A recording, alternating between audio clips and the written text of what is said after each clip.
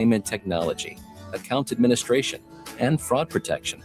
So no matter the size of your business, you can get the most out of your financial operations. Request your free consultation at pinbank.com/consult. Pinnacle Bank, the way banking should be. Member FDIC. Everyone's always looking for more ways to find storage, but you might not be sure which avenue to follow. Look no further than Larkin's Portable Buildings off Highway 77 in Portland and 84th and Highway 2 in Lincoln. They can customize any building, from cabins to tiny homes and golf simulators. Make plans to see Kurt and the team at the Nebraska State Fair in Grand Island, where they're giving away a free shed. Just stop by their booth to register. That's Larkin's Portable Buildings, an authorized dealer of Dirksen products. Call Kurt today at 402-440-1246 to learn more. Here's your updated 93.7 The Ticket forecast, sponsored by Bryant Air Conditioning, Electrical, Heating, and Plumbing. Mainly clear skies tonight with a slight chance of rain showers. Lows dip down to about 64. Winds out of the southeast around 5 miles per hour. Chance of thunderstorms tomorrow. Daytime highs approaching 88. A mix of clouds and sun. That's your updated forecast on Lincoln's home for the Kansas City Royals. 93.7 The Ticket. I'm meteorologist Kara Foster. Right now, 84. If you're seeking a career with a growing company, Dana Trucking and Excavating is hiring and looking for additions to their team. Dana Trucking has a strong team culture, competitive pay, 401ks, and benefits like health, dental, and vision. Drivers are guaranteed 40 hours per week, even in the winter months, and are home every night. Start your career today at Dana Trucking and Excavating. Apply today at GainaTrucking.com. Hi, Sean Callahan here with Koppel Chevrolet GMC, and new Sierra and Silverado trucks continue to roll in, and August is a great time to upgrade. Right now, get new GMC Sierras for under $50,000 or get 2.9% financing for 72 months plus $1,500 bonus cash. Visit us in Louisville or anytime at koppelcars.com. Stock number G306367 with approved credit. At Raising Cane's, we hand batter every chicken finger, mix every cane sauce, butter every Texas toast, stir every slaw, and salt every fry. Because when you do it right, you can taste it in every bite. Raising Cane's chicken fingers, one love. Fire up the Friday night lights. It's time for high school football on 93.7 The Ticket. High school football on The Ticket is brought to you by Union Bank and Trust, John Henry's Plumbing, Heating, Air, and Electrical, Sunbelt Rentals, the NDOT Highway Safety Office, Play It Again Sports, the Teammates Mentoring Program, Hamilton Telecommunications, and the Nebraska Army National Guard. Kickoff is just around the corner. You're listening to high school football on 93.7 The Ticket. Now calling all the action, here are Austin Orman and Jay Foreman. A beautiful Thursday evening for Week 1 high school football here in Class A at Seacrest Field. I am Austin Orman. To my right, alongside me tonight, Husker Hall of Famer, black shirt NFL veteran Jay Foreman. Two of your favorite things in one day, Jay Foreman. You get the party out of the way on the golf course. Now it's down to business in Class A Week 1 high school football. Yeah, I've been looking forward to this for a while, Austin, because look, Lincoln football is on the uptick, and obviously Lincoln East has won the city last 3 out of the 4 years, and for Coach Gingrey and his young Lincoln East Spartan team, they have a lot to prove this year. That they do. We'll start with the returners, the experience for Lincoln East. I know you're going to like this, especially on defense, the linebackers. This is a team, Jay, that last year allowed just 151 points in their 11 games, a 7-4 campaign for them. A 24-10 win over Omaha Central, and then a 14-6 loss to Creighton Prep at State after a 5-4 regular season. But like I said, they're led by two linebackers who also play roles on offense. But Huxton Cat, 7.7 tackles per game, but the leading tackler and one of the leading tacklers in the state, number 0, Will Manning, almost 11 tackles per game last year. Yeah, they're really active. And, over the last few years, the Lincoln East Spartans defense has been real spicy, real physical, and played with a certain standard. Cat and Manning definitely have taken that to a new level in their record-setting pace that they've been as a duo here in the Lincoln East Spartans football program. On the flip side of things, for the offense, led by new quarterback Thad Keebler, 6'4" sophomore, will helm the offense for them. Cat will play a role as a starting running back, about 45 yards per game last year, 6 touchdowns. But at wide receiver, it's Sam Sutko, multi-sport guy, averaged over 50 yards per game through the air with 6 touchdowns as well. Nice safety valve breaking in a young sophomore starter. Yeah, it's really good. It's almost when you look at the offensive line, you see a lot of 10s as sophomores with obviously Sutko and obviously Keeler at quarterback is a connection. But Sutko really stepped out last year and really took a reign at the wide receiver position. So it's going to be interesting to see how this new transition into a lesser known but really, really talented quarterback room and quarterback crop of players, what they're going to do here at Lincoln East.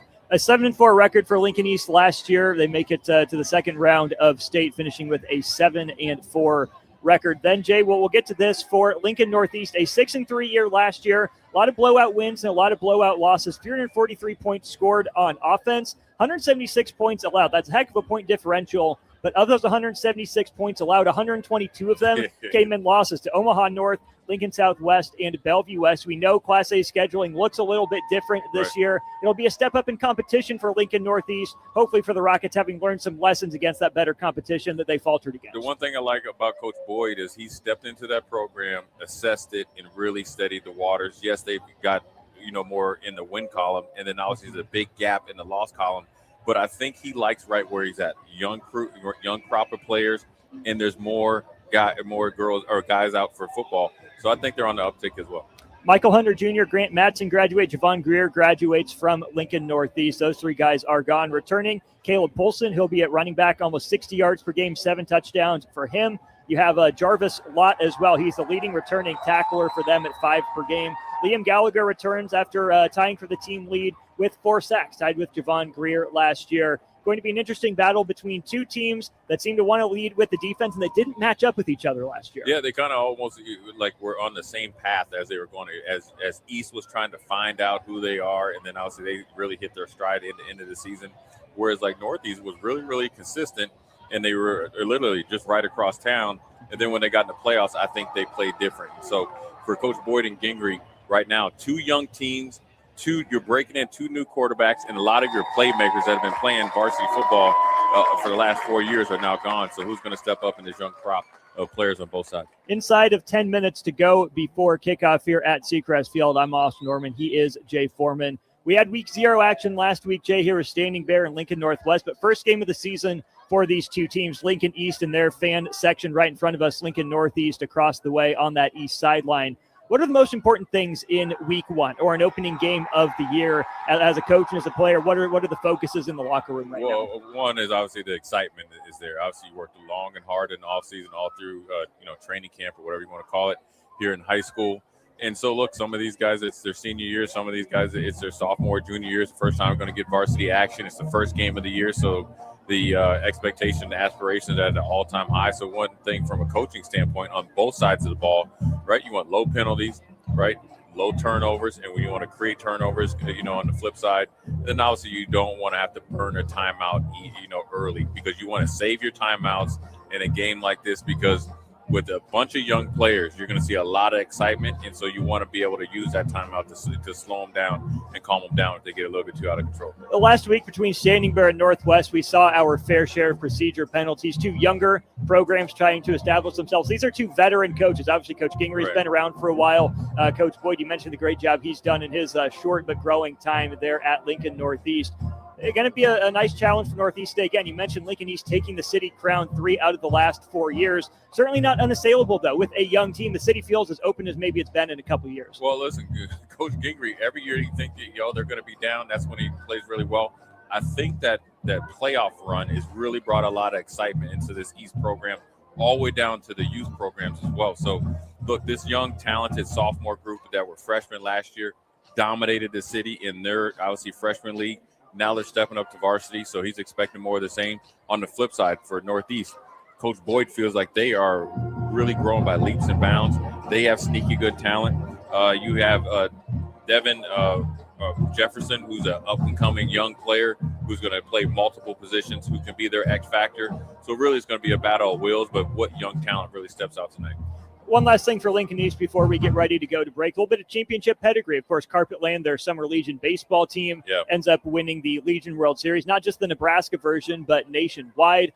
And Lincoln East also finishes as the runner-up in Class A as well. We are getting set for the national anthem here at Seacrest Field. We will come back with some starting lineups, some key players after we hear the national anthem here at Seacrest. Husker Hall of Famer, black shirt NFL veteran Jay Foreman. I'm Austin Orman. We'll be back with week 1 action from Seacrest Field. Lincoln Northeast and Lincoln East getting ready here just a few moments away. 93.7 The Ticket and theticketfm.com. Sports remind us what's possible when we believe in each other. When teamwork and trust matter just as much as talent. On and off the field or court, we're stronger when we work together. That's why at UBT, your money has people who have your back. From financial coaching and goal setting to home loans and business support. Success happens when you've got the right team, and you'll find yours at UBT. Union Bank and Trust, Equal Housing Lender, member FDIC. Empower a child today with the Teammates Mentoring Program by building a relationship based on strengths and chart a brighter future 1 week at a time. Find out how you can be a mentor by visiting LincolnTeammates.org. Become what you needed as a kid by joining the Teammates Mentoring Program today. Things that impair you come in many different shapes and sizes. Some are the shape of beer and liquor bottles. Others look like cigarettes but aren't cigarettes at all. These are the things we know impair us, the things our parents warned us about. What we're not always aware of is our new prescription or the over-the-counter medicine we picked up just for allergies or a bad cold. See, it doesn't just matter how much of a substance you take. If you are impaired, driving is deceptively dangerous. Don't drive impaired. Paid for by the NDOT Highway Safety Office. Attention, Nebraska sports fans. Are you ready to take your skills to the next level? The Army National Guard is looking for leaders who are dedicated, driven, and ready to make a difference. Join up and gain invaluable experience while serving your country with a flexible schedule, competitive benefits, and a chance to build a strong future. Learn more at nationalguard.com/Nebraska. Live here, serve here. The Nebraska Army National Guard. Guard the good life. Fall sports season's here. Woohoo! So many football and volleyball games to watch. And tons of fall projects to complete. Gotta get the deck done, clean the gutters, aerate the lawn. Somebody help me! Sunbelt Rentals to the rescue with leaf blowers that could clear small forest, pressure washers, trenchers for that sprinkler system you've been putting off, and more. So I can actually watch the game? Exactly. Check out sunbeltrentals.com or stop in and see Josh and the team at 5450 Alpo Road in North Lincoln. Big box stores are tempting for buying equipment for your high schooler in sports or for yourself in your sports leisures. But buying new is awfully expensive. Why not go somewhere with new and used options? Play It Again Sports has quality, slightly to gently used equipment, and 50% of their inventory is actually new equipment. It's more than baseball, softball, and golf. They also have equipment for disc golf, fitness, hockey, and more. Plus, they're always buying products. Bring your gear that you're done with and get trade money on the spot. Play It Again Sports at 48th and Vine. Visit any part of Southeast Nebraska, and you've seen the impact of an SCC grad. At Southeast, we're redefining the community college experience. You'll do more than build a career. You'll build the place you call home. At SCC, Grad had an expert who did more to build them up, to focus their drive, to shape their resolve. Southeast Community College. Let's do more. Want to make the easy call? Call John Henry's. From leaky pipes to a broken AC, flickering lights to furnace fights, even drains and duct cleaning, we've got it handled. Plumbing, heating, air, and electrical, all under one trusted roof. Proudly serving homes across Lincoln, Omaha, and surrounding areas, and ready 24/7. Visit calljh.com or call John Henry's. 435-5555. John Henry's Plumbing, Heating, and Air. And electrical. If one of the things running through your mind as a business owner is the recurring worry of possible cyber attacks, you can let out a sigh of relief. Hamilton Business Technologies has you covered. As the official business IT partner of the Huskers, we offer real-time threat monitoring, advanced security protocols, and more to keep your data safe from harm. We care about the success of Nebraska businesses and communities like yours. Learn how we can help you at hamiltonisbusiness.com. If you're seeking a career with a growing company, Gaina Trucking and Excavating is hiring and looking for additions to their team. Gaina Trucking has a strong team culture, competitive pay, 401ks, and benefits like health, dental, and vision. Drivers are guaranteed 40 hours per week, even in the winter months, and are home every night. Start your career today at Gaina Trucking and Excavating. Apply today at GainaTrucking.com. You started your business to build something special. Now it's time to grow and protect it. At Pinnacle Bank, our treasury management services help you do just that. Through smarter payment technology, account administration, and fraud protection. So no matter the size of your business, you can get the most out of your financial operations. Request your free consultation at pinbank.com/consult. Pinnacle Bank, the way banking should be. Member FDIC. Big box stores are tempting for buying equipment for your high schooler in sports or for yourself in your sports leisures. But buying new is awfully expensive. Why not go somewhere with new and used options? Play It Again Sports has quality, slightly to gently used equipment, and 50% of their inventory is actually new equipment. It's more than baseball, softball, and golf. They also have equipment for disc golf, fitness, hockey, and more. Plus, they're always buying products. Bring your gear that you're done with and get trade money on the spot.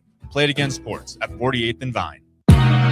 Welcome back to high school football on 93.7 The Ticket and theticketfm.com. Just about a minute away from getting the full Class A season underway here on a Thursday night. Had week 0 action last week from this field. We're back for week 1. I'm Austin Norman. He is Jay Foreman. Excited to be with you for this Class A game between Lincoln East and Lincoln Northeast at Seacrest Field. Lincoln East wins the toss and defers. They will be going from left to right, from north to south here in the first half. So Lincoln Northeast will get the first possession of the game. Jay, some new uniforms out of Lincoln East. They're rocking the baby blue or the powder blue this year. Yeah, man. It's they not only have powder blue, but then they have the scoreboard with the hype video. So obviously, did it get you hyped? Yeah, it did. Look, when they said "We Are Sparta," that gets everybody hyped. Everybody remembers that. Remember the Titans, or not remember the Titans, but that 300. 300. But I think one thing that Lincoln East has done is it looks pretty sharp. You know, you see a lot of teams in the NFL, and obviously sometimes in college you do special uniforms. This one isn't too far out of the wheelhouse for them, and it looks pretty sharp. Sure does. Kicking off for the Spartans will be number 9 senior kicker Reed Meaves.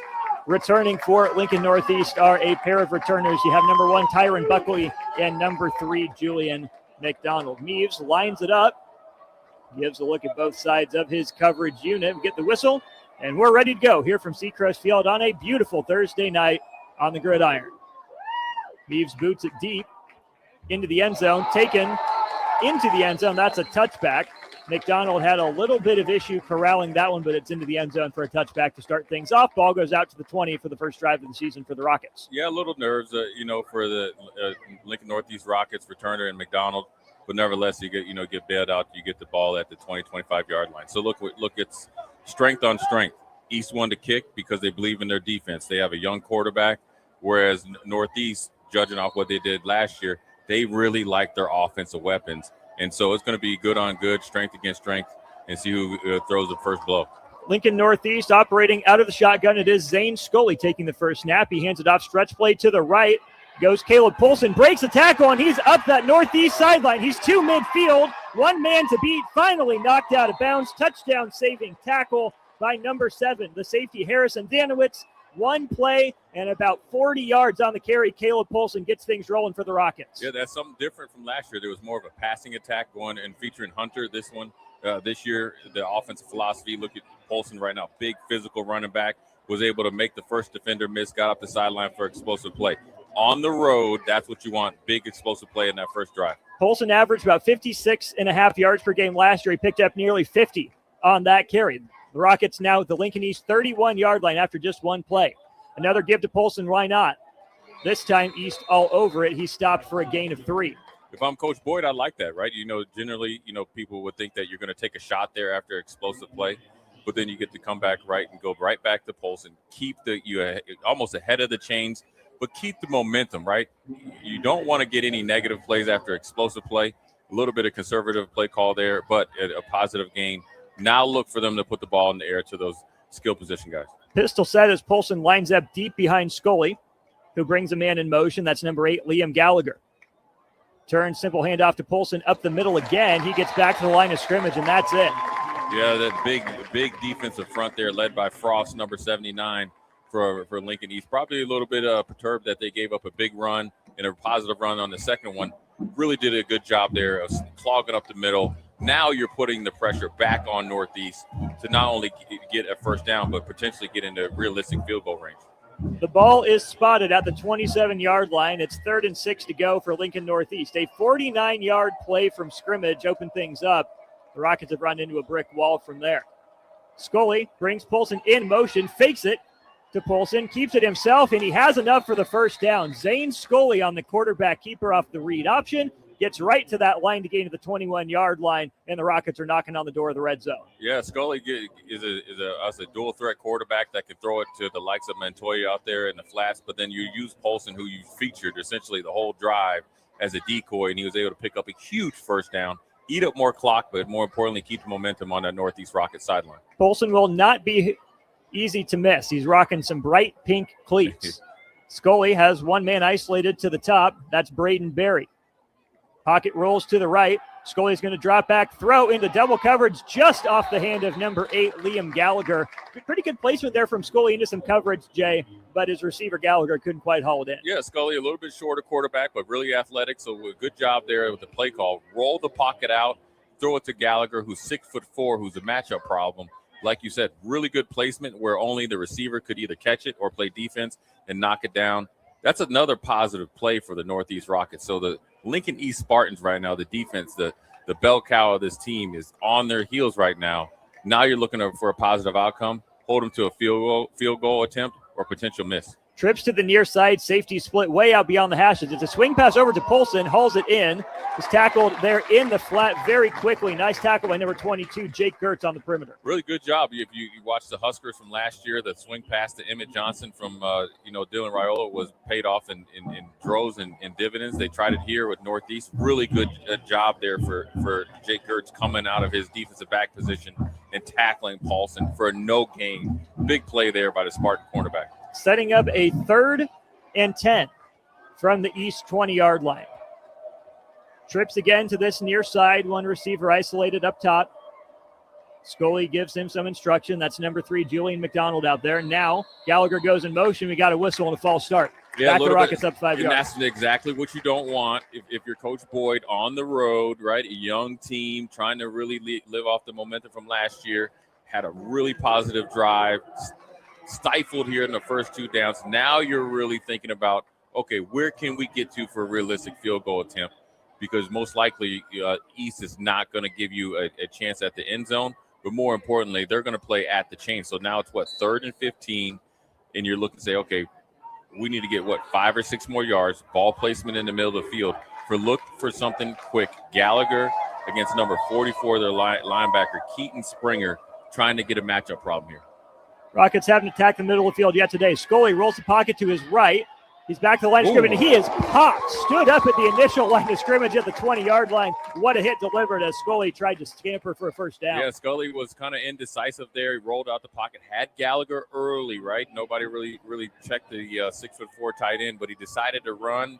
Unfortunately for him, Will Manning was waiting there and lowered the boom there. So for East, right, you gave up an explosive play, gave up a good drive, got bailed out. Let's see if they can get a field goal block here or a potential miss here from Northeast. The reward for Scully after that 4-yard run is to be the holder for a field goal try of 38 yards. It'll come off the right leg of August Holstein. Good snap, good hold. Holstein's kick is up and no good. Right. He hooked it just to the left. So after a 49-yard opening snap, the Lincoln East defense bows up and they keep Lincoln Northeast off the scoreboard. Yeah, if you're Lincoln East and Coach Gingrey, that's what you expect of your defense, right? Sometimes you're not going to play up to snubbing on the first drive, and more important, particularly the first play. You show that championship pedigree, bend but don't break, put them in a negative situation, take advantage of a unforced error and a penalty in a legal for offsides there for Northeast and force them into a missed field goal. Here comes the Lincoln East offense onto the field, helmed by sophomore starter Thad Keebler. He's got Huxton Cat to his right side. Keebler is a lefty. Keep that in mind. A little pitch play out to Cat. Cat will bounce it outside, and he is dropped at the 20-yard line. Nice tackle by number 11, Jarvis Lott, the leading returning tackler for the Rockets. No gain. Yeah, coming from that free safety position, it's a hard job to do. Fill the alley, tackle, be physical. Really good job there by Lott coming down on Cat. Tackling, physical, no gain. Really good job there by the Northeast defender. We talk all the time on our show, Old School 9 to Noon, Jay, about the war of attrition. Yeah. Lincoln Northeast, if they're able to get a stop here, force a punt after a no-gain play on first down, despite missing the field goal, might be set up in pretty good position. Yeah, because you'll get the ball at or close to 50, and then you're right back into being aggressive, but you have to be calculated on this next drive. Beamer hands it right off to Cat. He cuts it back up the middle, breaking tackles. He's to the 30, still on his feet to the 35. Out to the 38-yard line goes Huxton. Cat running tough. He did a lot of that work himself. Yeah, Cat is a really good linebacker teaming up with Will Manning, but then also as both of them transition over to offense, they're showing how dynamic they are. Him going up the middle, making guys miss, jumping over would-be tacklers, resetting the momentum to the side of East Spartans. Really good job there by Cat. Little scataboo. Yeah, kind of a big, thick kid, but he has quicker feet. And you know what? I think that when you think about it, where you have Campbell, who was one of their starting running backs, he's switched over to defensive backs. You see why with the explosive running ability of Cat. Beamer got turned the wrong direction, still got the handoff to Cat, but he is swarmed immediately. Miscommunication results in a loss of 3 back to the 35-yard line. Negative play forced by Lincoln Northeast. A whole host of Rockets there. Yeah, it was led by Gallagher there. He plays a tight end, wide receiver, defensive end. And one thing I like about both these programs, obviously East has more players, but look at the amount of players that Northeast has this year versus years prior. But you see a lot of guys playing both ways. I like it. It's old school football, battle of the best. Big play there by Gallagher on a really good running back in Cat. Twins to the near side. You have a receiver to the top and a kind of flex tight end. That's Manning to the left of Beamer, who turns and hands to Cat once again. Up the middle. First player with hands on him was number 72, Zach Buscher. Not before. Cat able to drag the pile for a gain of 5, setting up 3rd and 8 from the 40. Yeah, right there, that play, usually the offensive coordinator is trying to get back whatever you lost prior, and if you can get more, then that's a bonus. Good job there by Buscher, playing off the offensive tackle. Good, strong, heavy hands, and being able to come off and make a tackle. It's a pretty good back there in Cat. Cat comes off the field on this 3rd and 8. Will Manning's in there, so look, right now when you need a big play, you think players, not plays. Also, we have to keep track of how long this drive affects Northeast defense. Beamer back to pass. It's complete out to just shy of midfield. Caught by wide receiver number 10. That is Sam Sutko. He is just shy of the first down marker. Give him a gain of about 7.5 on 3rd and 8. So it's 4th and a yard and a half, and it looks like the punt team is on the field for the Spartans. Well, East had threw it to Sutko, their best skill position player. Over on that side, they had Montoya, their best cover guy. Good on good. They've been probably playing against each other since 4th grade. Good job there by Montoya. Coming out of his break, not giving up anything deep, but making a good, strong tackle on Sutko. So it forcing East to punt the ball early in this game. On the punt is number 9, Reed Meaves. Off the side of his foot. He'll take a little bit of a Spartan bounce from the 26-yard line down inside the 25 to the 22-yard line. So the Rockets will get 2 extra yards of field position to begin their second drive. Their first drive started, of course, with a bang. The 49-yard run on the first play by Caleb Polson. Jay, what can Northeast take away from the first drive that stalled just in the red zone? Well, you feel like you can run the ball effectively against a stingy Spartan defense, both inside and outside zone, maybe a little bit tossed if you can really reset the edge. But then also you feel like with Scully, you have a little bit of a dual threat problem that you can pose to this Spartans defense. So I think you got to mix the plays together, really settle down and understand, you know what, we shot ourselves in the foot. Maybe got a little too conservative in the red zone. Now we can come out and be calculated with our aggressiveness, but more importantly, we have to win on first down. On the flip side, Lincoln East has got to understand, Paulson is a real deal running back. They go against Cat every week, but so you should be ready to go against a big physical back like this. They have to do a better job at the point of attack. Handoff up the middle. That was not Polson. New running back in the game for the Spartans. Yeah, on the carry, that was number 7, I believe, Austin Hanlon. Yeah, Hanlon, a little bit of a G-pull inside play there, trying to catch the Spartan defense, and Big Frost, number 79, sleeping. Unfortunately, he was well awake and stopped it for a gain of only 1 yard. And so right now we're going to see what Scully can do. You have Gallagher lined up here in the slot. I feel like he's a matchup problem. You also have Lott at the top here, a little bit farther throw. Scully, the righty, drops back to pass. It's over the middle and tip. Nice hand over the middle there by number 5. That is Huxton Cat on the play as Gallagher was getting open over the middle. That had been open 2 or 3 times in the prior drive, and I looked for Gallagher to do it. But more importantly, Austin, if you flip that formation, you're throwing it away from Will Manning and Cat because you want to try to avoid their best players, because they have such experience in the middle of the field in between the hashes. Lincoln East playing their safeties way wide outside the hashes, leaving the middle of the field a little bit exposed. Right, and that's when you have a 6'4", 200-pound, really good athlete tight end, H-back. He can cause a lot of problems. Trips to the far side, one receiver to the boundary, and a running back with Scully. Straight drop back. He steps up, avoids the rush. He's coming toward the near sideline, ultimately pushed out of bounds by Cat. Short gain, well short of the first down. It'll be a punt coming for Lincoln Northeast. Yeah, that drive there, you asked what Northeast needed to do. You probably need to get in a little bit of rhythm. Maybe change up your sequence of plays. You ran on first down, maybe throw it next time, really keep this East defense on their heels. But when you saw right there, you saw Scully decide to tuck it and run, but more importantly, you saw Cat come out of his drop as a linebacker and really eat up that space. Now you saw Will Manning lay the boom and make a couple tackles in that first drive. Now you see Cat on the defensive side at linebacker. You're seeing why that dynamic duo was a big part of them winning the city, again, led by this defense. Play clock down to 3. Lincoln Northeast might not get this one off.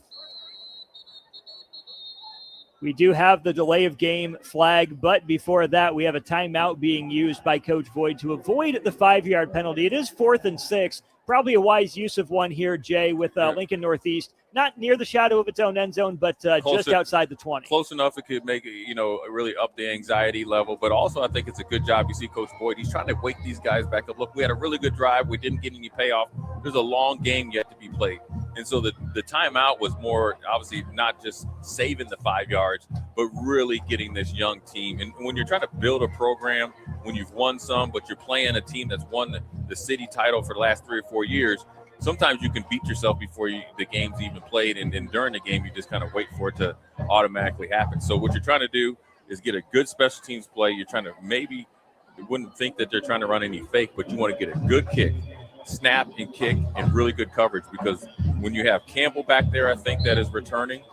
It looks like 7 and 22 are the split safeties back there that they keep on the field. Two of their most dangerous guys that play in their defensive backfield. And so you're thinking that East has an automatic return on. And so right now, you can't be so quick to try to go and cover, because it looks like East is going to send a couple guys to try to block the punt as well. Punter for Northeast is number 1, Tyron Buckley. Flashes the hands. He gets it off. He'll split the field right down. Making the fair catch is number 7, Danowitz. He secures it at the Lincoln East 48-yard line. Pristine field position for the Spartans in their second drive.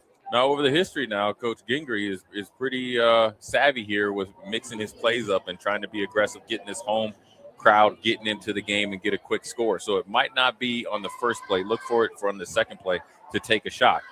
If you were trying to really flip the field, right, with them backed up, let's call it mini backed up, the return would have been on. Instead, they fair caught it. So if me as a defender for Northeast, in the first 2 plays, I'm looking for him to take a shot. One receiver to the far side. You have a stand-up inline tight end, and twins to the near side. It's a pitch play out to the running back. That's number 21, Kyle Campbell. Wrapped up immediately and dropped at the line of scrimmage. Good rally to the ball by the Rockets. Good job by Paulson. Really good job by Paulson of staying at home and keeping his pad square. Didn't leverage the block, leveraged the ball. Really good job of tackling Campbell there. But more importantly, Northeast brought Temecula Alexander on a blitz on the weak side, so he had no chance to cut back. And so a really good discipline job, or job of being disciplined at this Northeast Rockets defense. And that's what they need. You talk about being positive on offense on first down. Defensively is the same thing. Couple subs run in. It'll be Campbell just off the left side of Keebler, sophomore signal caller. Behind him, number 22. I believe that's Jake Gertz. They do hand it to Gertz, who stays on his feet, comes out of the pile, across midfield to the 46-yard line, setting up a 3rd and manageable. Really, I think also they caught the Northeast Rockets defense thinking that he was already down. They kind of stopped, and he kept, just turning his legs. Really good job there of East of keeping the ball moving forward. Now, you see the theme here by both teams.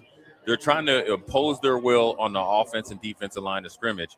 East is winning that battle right now slightly with the multitude of running backs. Let's see how Northeast adjusts to this offense attack for the Lincoln East Spartans. Danowitz runs on late, didn't get the play call from the huddle. Play clock down to 10 as Keebler talks to his wideout. Twins both ways, movement up front both ways. Looks like that'll be a false start against Lincoln East to push the Spartans back beyond midfield. Yeah, right there. You see that what Northeast is going to do. We're seeing a little bit of the rhythm and also what they're going to try to do on defense to attack this Spartan offense. Okay, you give up not a big run, but a decent run here. We're going to light you up with the run blitz off of that right side. Little jumpy there by the left tackle. We talked about Northeast shooting himself in the foot. Maybe East is doing the same thing. Both of them are giving early Christmas presents. Who's going to open them and take advantage of it? 3rd and 8 from the Lincoln East 49-yard line. No score, 2.5 minutes to go first quarter, Lincoln East and Lincoln Northeast. Do you think Austin right here, do you be conservative? You try to get the first down or you try to take a shot? Might be 4-down territory. Keebler drops back in the pocket, throws over the middle, nearly intercepted, in and out of the hands of number 22, Nolan Bradford. It was off his hands, nearly made it to Danowitz further down the field, but it looks like Lincoln Northeast has forced the second punt of the game. Yeah, the reason why I asked you, because you know what, you have a really good defense, and so you might want to try it more vertical, right?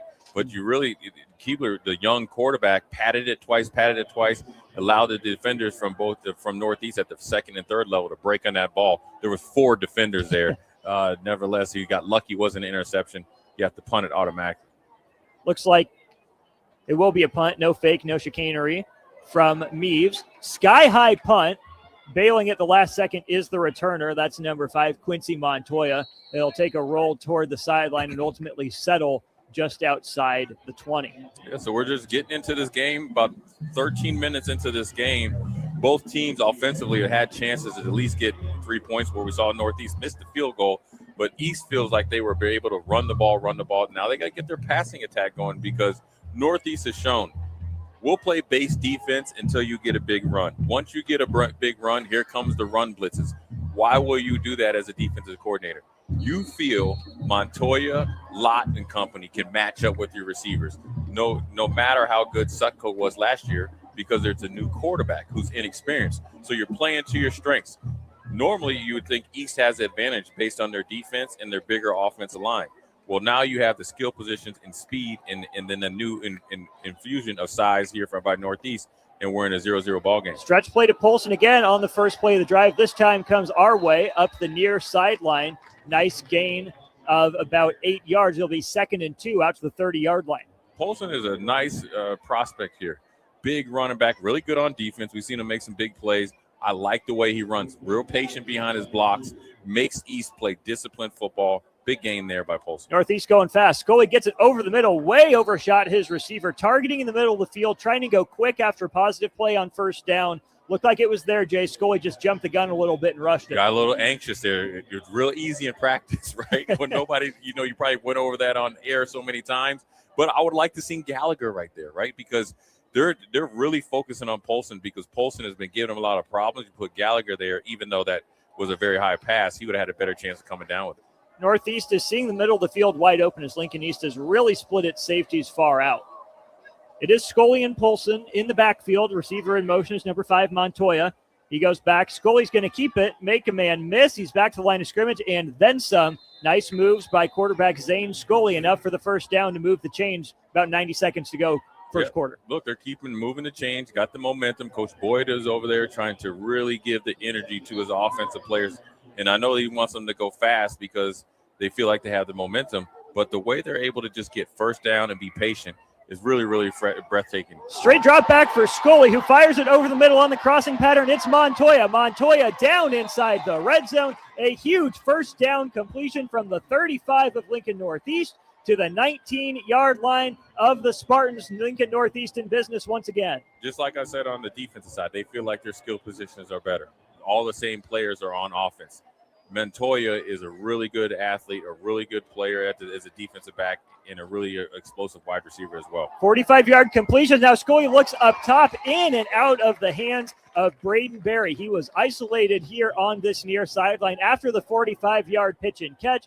Northeast goes straight back to the air. They go to one of their taller outside threats, in and out of the hands right at the goal line. Well, Austin, over the last few years, we've seen Northeast football, right? When you look at the athletes out here, hasn't looked like this. So what that means is that that Coach Boyd has been down at Lincoln Youth Football, building this team and recruiting. And look at Barry right there. I'm really impressed by Scully with his ball placement. The one in the back of the end zone, the one right there, were right off the fingertips of his receivers. You can tell there's a lot of continuity from the quarterback to the skill position guys. Polson splits out, goes in motion to the right side. Scully's looking his way. There, just a beat early, was number 4 for Lincoln East. I believe that's Chase Cole, who bumped Polson on his route. It looked like that was inside of 5 yards. Yeah, I think. But you know what? A sneaky coaching technique there by Coach Boyd. He was down there talking to the side judge and said it was an interference. If they call it interference, I think he might have got a little bit influenced there by Coach Boyd, and it might have been within 5. It was in less than 5 yards, but he might get the pass interference, which then gives them the first down, and not goal to goal, but first down in it'll be half 10. The distance from the 20. So they'll be 1st and 10 to go. With a minute left. Remember when they were going tempo, there was a minute and 35 seconds. So a lot has happened in the last 26 seconds. And so for Lincoln Northeast, I like this drive. We talked about the last drive. Felt like it was a little bit too conservative. This one led by Polson. You get the 8 yards. Then you start to try to attack the middle of the field. So now we get down to the red zone where things get a little bit shaky. What type of magic is Coach Boyd going to drum up here for this Lincoln Northeast offense where you feel like offensive line-wise, you're in a stalemate against Lincoln East. Now, skill-wise, you see Barry at the bottom. You have Polson in the backfield. You see Lott up top. Where are they going to go with the football? Buckley comes in motion to the near side. They hand it to Polson, but there's a flag and a false start. So back Lincoln Northeast, back up 5 yards. They give back half the penalty yard. Still 1st and goal to go, this time from the 15. You know, Nick, if I had a young team like this, young, inexperienced as far as winning, you have East, or you kind of influence the ref and get a early Christmas present. I don't do a lot of motion and shifts because that hurt us the first time. So I'm just going to go right at him. But it really, now you give him back momentum, 5 more yards. We're looking at 1st and 15, 1st and goal from the 15-yard line. So now you're thinking, okay, in these next 2 plays, I want to get at least 7 to 9 yards to make a realistic 3rd down and goal to go. Under a minute to go. Single coverage to Barry on the bottom. Scully over the middle, nearly intercepted there over the middle by Manning. He was targeting Tyron Buckley coming out of the slot. A little bit of a mesh concept there against this zone of Lincoln East. Lincoln East is really guarding against the goal line. But sometimes you look for the touchdown, the flat, and the area route was wide open. Sometimes you just take what the defense gives you. Let your skill position guys make them work. Now you're looking at 2nd and 15. You don't want to panic here and think you need 6 on every single play. You just got to work for it and make it easier. Pistol set with Gallagher alongside Scully and Polson in the backfield. Barry still isolated to the bottom of the screen. Straight handoff to Polson up the middle. He's met back near the original line of scrimmage. There'll be a gain of 3.5 or 4, and that might be the way the first quarter comes to an end, as we've got a 2-second differential with the game clock ticking down to 30 seconds. Yeah, it would be depending on what Coach Boyd wants to do here. Maybe you want to get a free timeout here and let it kind of just dwindle down and get your best 2 play calls, right? Give your offensive coordinator and your coaches that are right next to us the most amount of time to figure out how we're going to get, the best options for a touchdown. When you mess up that play on 1st down and you kind of run a free take on 2nd down, you play right into the Spartans' hands. So now you're at 3rd down. You have to decide, number 1, is it 4-down territory? Because you're on the road, you go for the win, right? You go and do you go for the win or try to put the first dagger in the heart here, or do you play conservative and show the confidence in your kicker that if you don't get it, you're going to go for 3? No score through 12 minutes of play. First quarter complete. Lincoln Northeast and Lincoln East trying to increase the scoreboard here. They are 11 yards from pay dirt, looking to get on the board first. We'll step aside for 60 seconds, bring you back for the second quarter of high school football on 93.7 The Ticket. Fall sports season's here. Woohoo! So many football and volleyball games to watch. And tons of fall projects to complete. Got to get the deck done, clean the gutters, aerate the lawn. Somebody help me! Sunbelt Rentals to the rescue with leaf blowers that could clear small forest, pressure washers, trenchers for that sprinkler system you've been putting off, and more. So I can actually watch the game? Exactly. Check out sunbeltrentals.com or stop in and see Josh and the team at 5450 Alvo Road in North Lincoln. Empower a child today with the Teammates Mentoring Program by building a relationship based on strengths and chart a brighter future 1 week at a time. Find out how you can be a mentor by visiting LincolnTeammates.org. Become what you needed as a kid by joining the Teammates Mentoring Program today. This is Lincoln's home for sports talk on the FM dial. Also online at theticketfm.com. On the internet. KNTK FM Firth, 93.7 The Ticket. Now back to high school football on 93.7 The Ticket and theticketfm.com. 3rd and 11 from the Lincoln East 11. Snap back to Scully. He's looking for Polson out of the backfield, up the far sideline. Caught just inside the pylon. Touchdown, Lincoln Northeast. Rockets crease the scoreboard first. 5 seconds into the second quarter. It's 6-0 Rockets, extra point pending. Yeah, mama, there goes that man. It's Paulson. He can do it running in between the tackles, outside the tackles, then out of the backfield. You put your best player against a defender that's not able to handle him. Big catch there on 3rd and 11. Kick is up, and kick is good. 5 seconds into the second quarter, Lincoln Northeast pays off its second good drive of the day. Simple concept again, Jay. Great ball placement there by Scully. Had one-on-one coverage, got it just over the outstretched arm of the linebacker in coverage. Paulson hauls it in. Well, that was the same concept they had down there on the mesh concept, but actually they had Paulson go away from the action. Now they brought him to the action, and really is creating a lot of doubt and confusion in that zone defense that actually really worked out well for the Spartans last year. So good job by Coach Boyd and staff. Really quick change in the quarter. And they had that play dialed up. So look, the film study and tendencies and obviously execution right now is well in hand over there at Lincoln Northeast Rockets. 7-0 Rockets here early in the second quarter. They strike first in this Class A battle out here at Seacrest Field. Back deep to return the kick for Lincoln East will be number 10, Sam Sutko, as well as number 22, Jake Gertz, doing the kicking for Lincoln Northeast. The only guy listed as a kicker on the roster, it's number 23, August Holstein. Jay, we will point out, last offensive series for Lincoln Northeast, no Huxton Cat in the backfield. Yeah, I mean, look, it looked like they were giving him a rest, but sometimes in these games, you got to lean on your big-time players and know that they have enough heart and stamina to really lead you the way. Now, I think Campbell did a really good job running the ball. I think they had opportunities, but also I think without Cat in the game, the fear of the run allowed them to play the pass a little bit more aggressively. Sky-high kick. It'll be taken at the 20-yard line by Lincoln Northeast. Cutting back up the middle of the field is the returner, is one of the upbacks. Given credit for a 10-yard return. Looks like that's number 25 potentially. I think it was 15 Wyatt Clements. I'm telling you from experience, Nick, or from Austin, excuse me, I won't disrespect you. I know I'm following in big footsteps. That is one of the most stressful positions to be as an upback. You always say, I used to run the ball. Well, you haven't done it in years. You catch it, and then you got to figure out where to go because you're usually blocking. Really good job there by Clements. Made somebody miss. So that is almost an explosive run. Instead of getting it at the 20, if you fair caught it, you're at the 30. So let's see what East does with a new quarterback and see how it changes the offensive philosophy of Gingrey and company. New quarterback in the game is Brennan Greesh. Greesh hands it up the middle to the running back. That's number 22, Gertz. He's across midfield, gain of 20 on first down, and East is right in business. Gertz doing the best Christian McCaffrey impersonation, is coming right off that outside zone, and that's a staple in Gingrey's offense.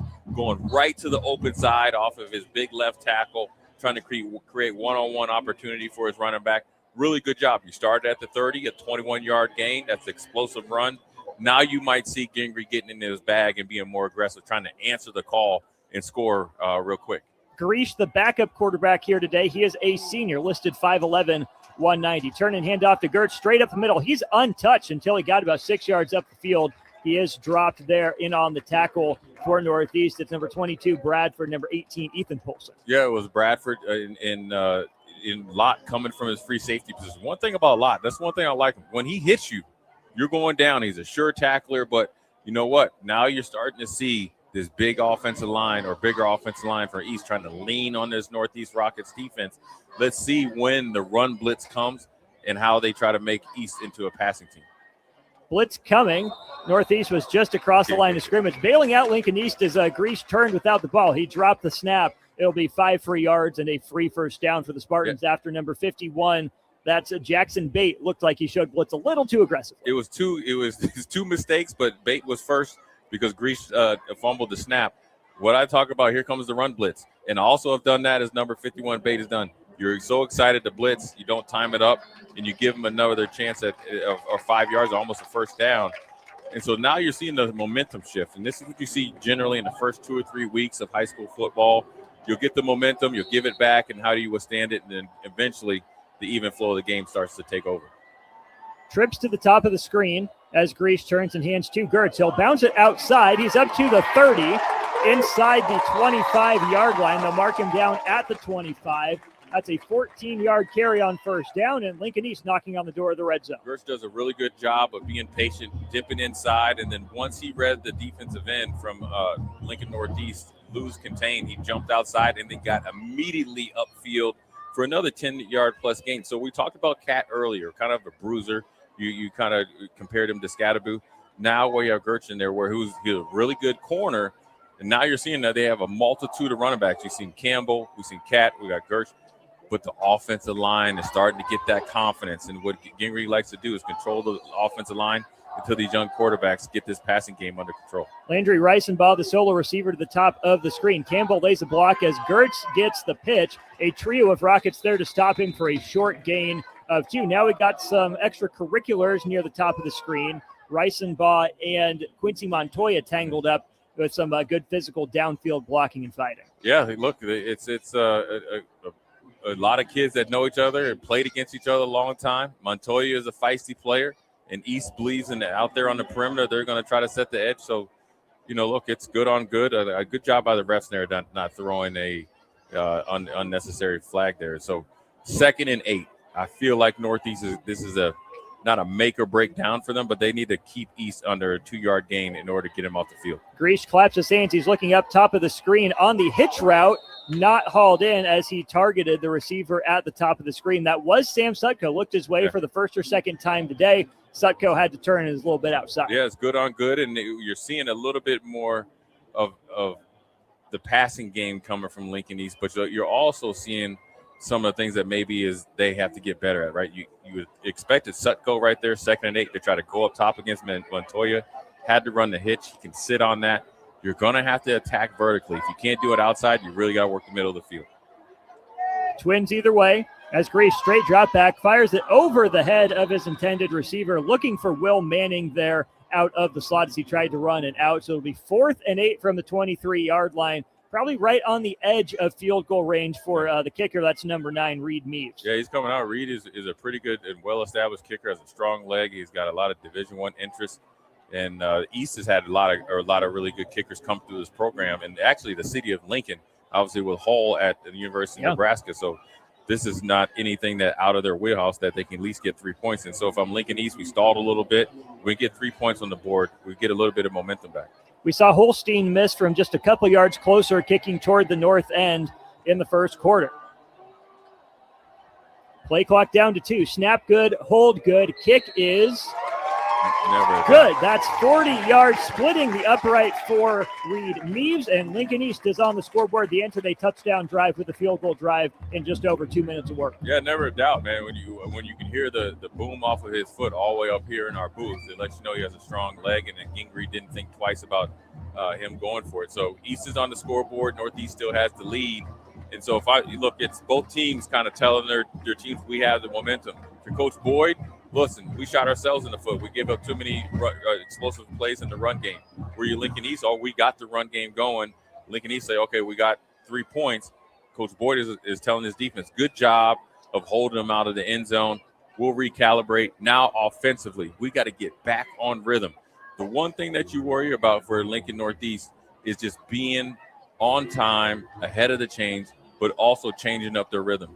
If you come out and run it on first down, try to throw it second, and then you're kind of just playing in their hands on third down if you don't have success with Paulson, it really allows them to really be aggressive in that zone defense and allow their linebackers to free flow.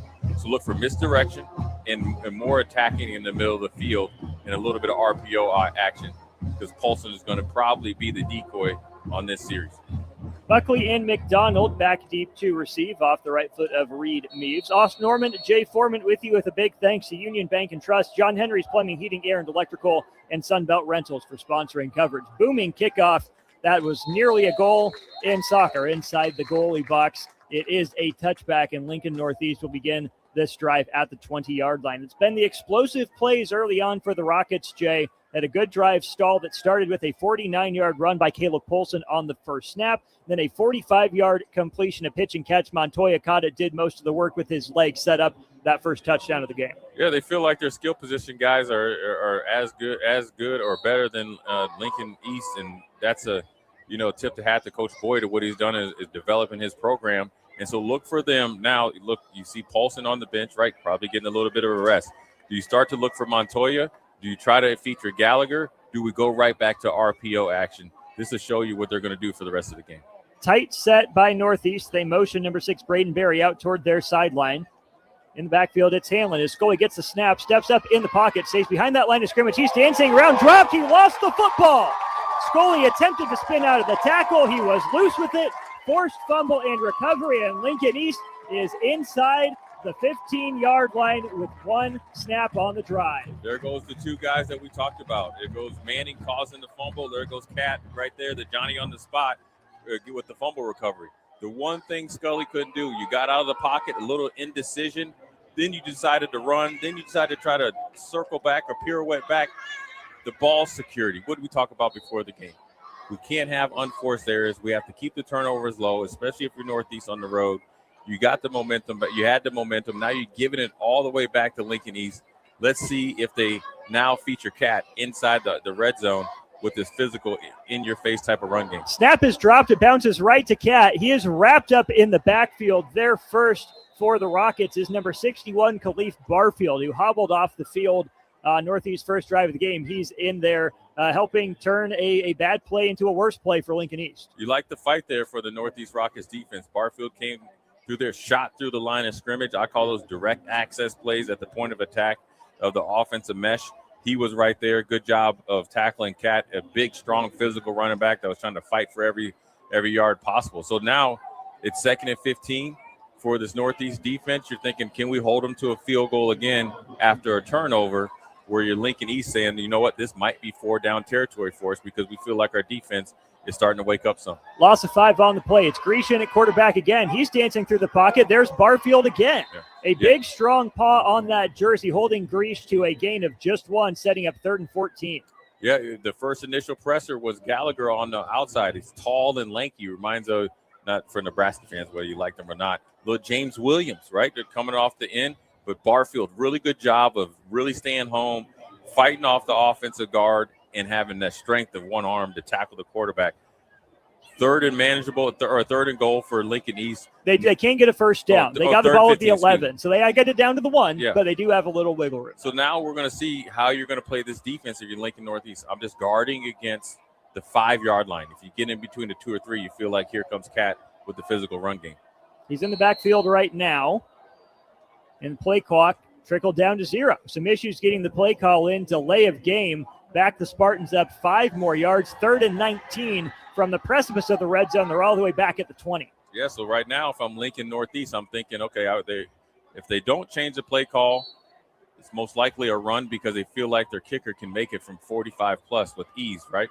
You have to be aware of the screen, and you have to stay on side. You don't want to give them the 5 yards back that they just awarded you right there. Northeast lined up head on these receivers. They're in zone. They'll jump it off. It is to Cat. A screen over the middle. He's got room to run. Weaving through tacklers. He's inside the 5.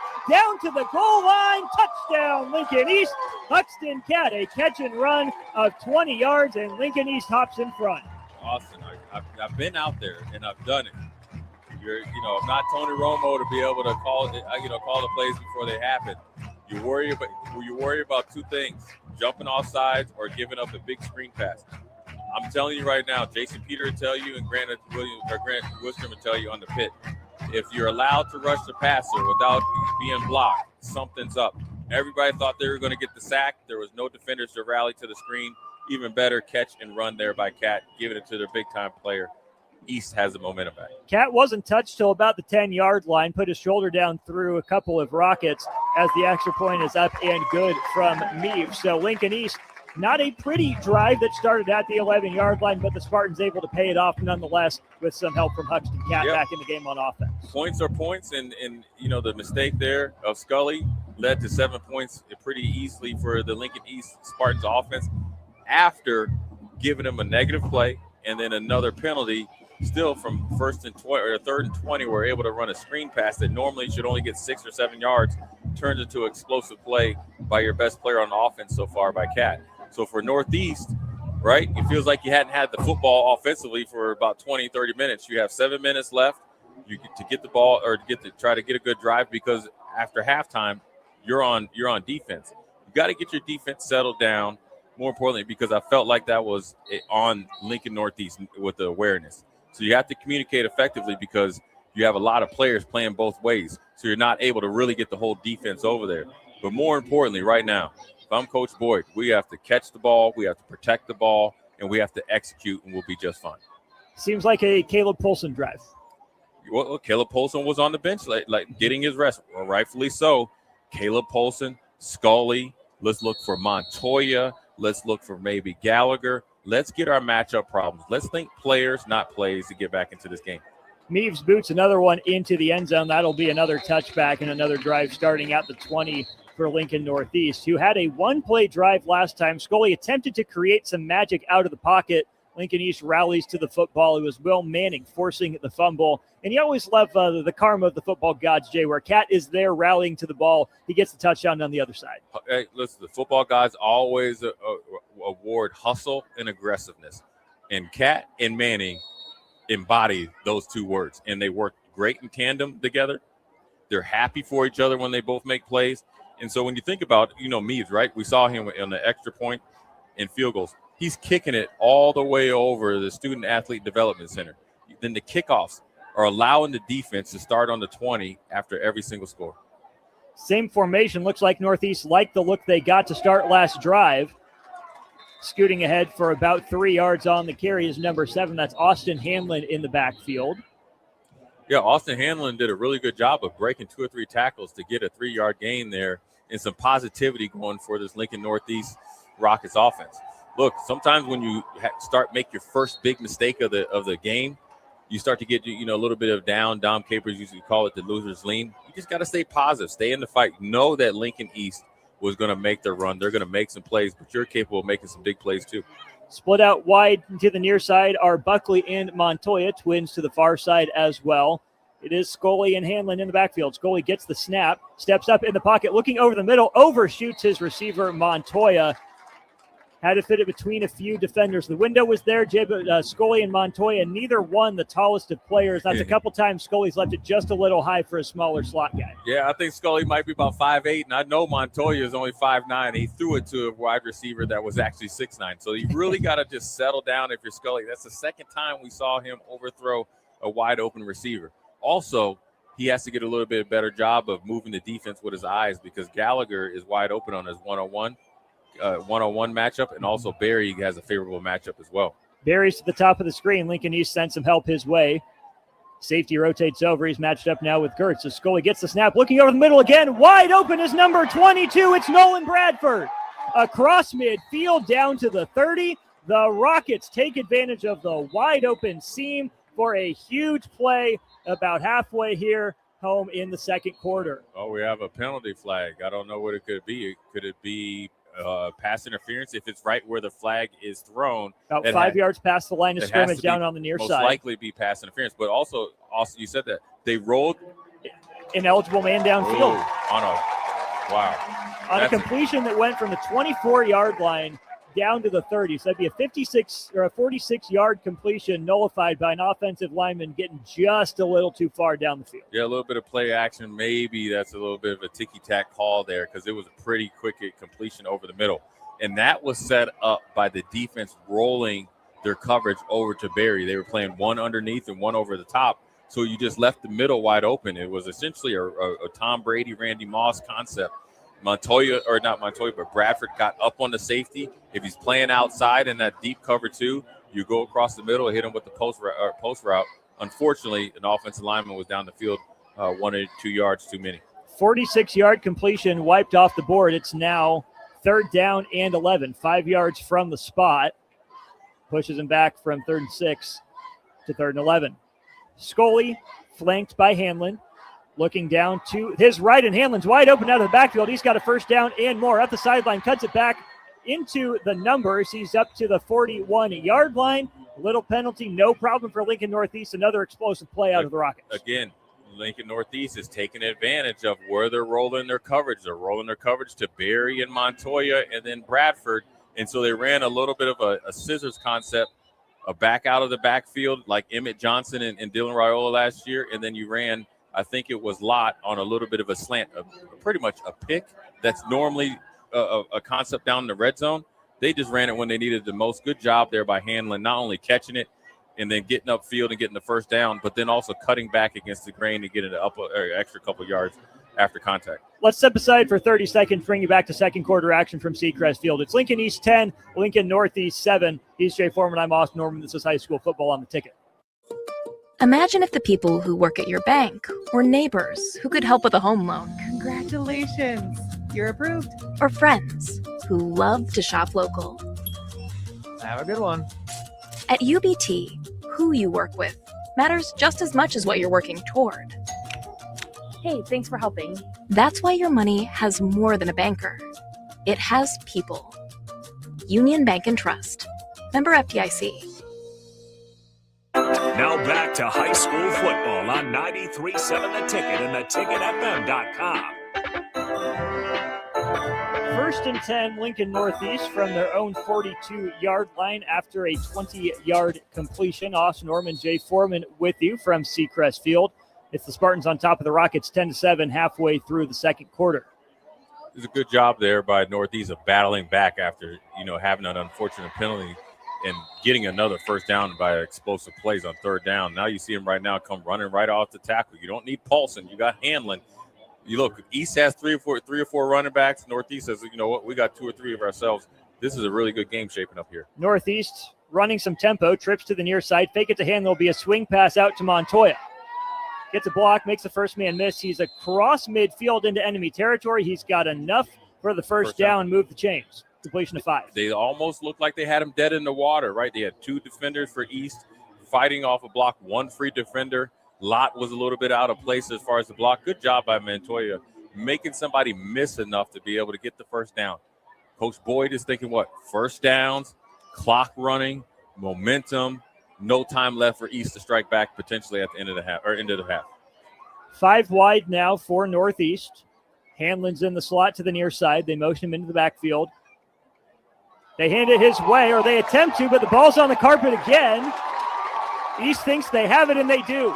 A botched handoff, and for the second time in as many possessions, Lincoln Northeast turns it over on a fumble in the backfield. Yeah, Scully right there. We got to talk about ball handling, right? Me and you will call plenty of high school basketball games. Ball handling in football is just as important. Whether you're running a pick and roll or you're running RPO action, you have to really sell it, but then also you have to own the football. I just think Scully in this last 2 drives is way too lackadaisical with the football.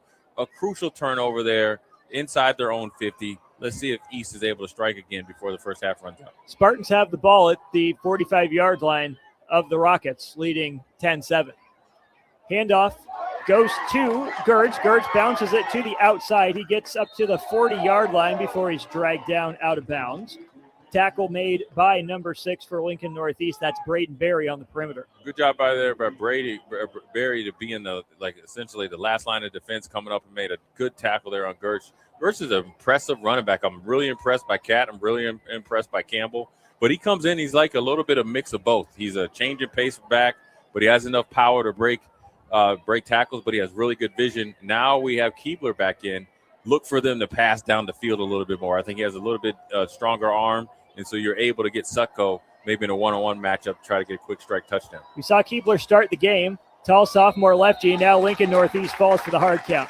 Keebler gave him a hard clap, and it was number 72, Zach Buscher, once again jumping off sides. I'd probably say Keebler is probably more of the seasoned quarterback, how to run an operation, little things like that, clap the hands, hard count, get an easy 5 yards. So you can do more with him, and you feel like he has more control in the game.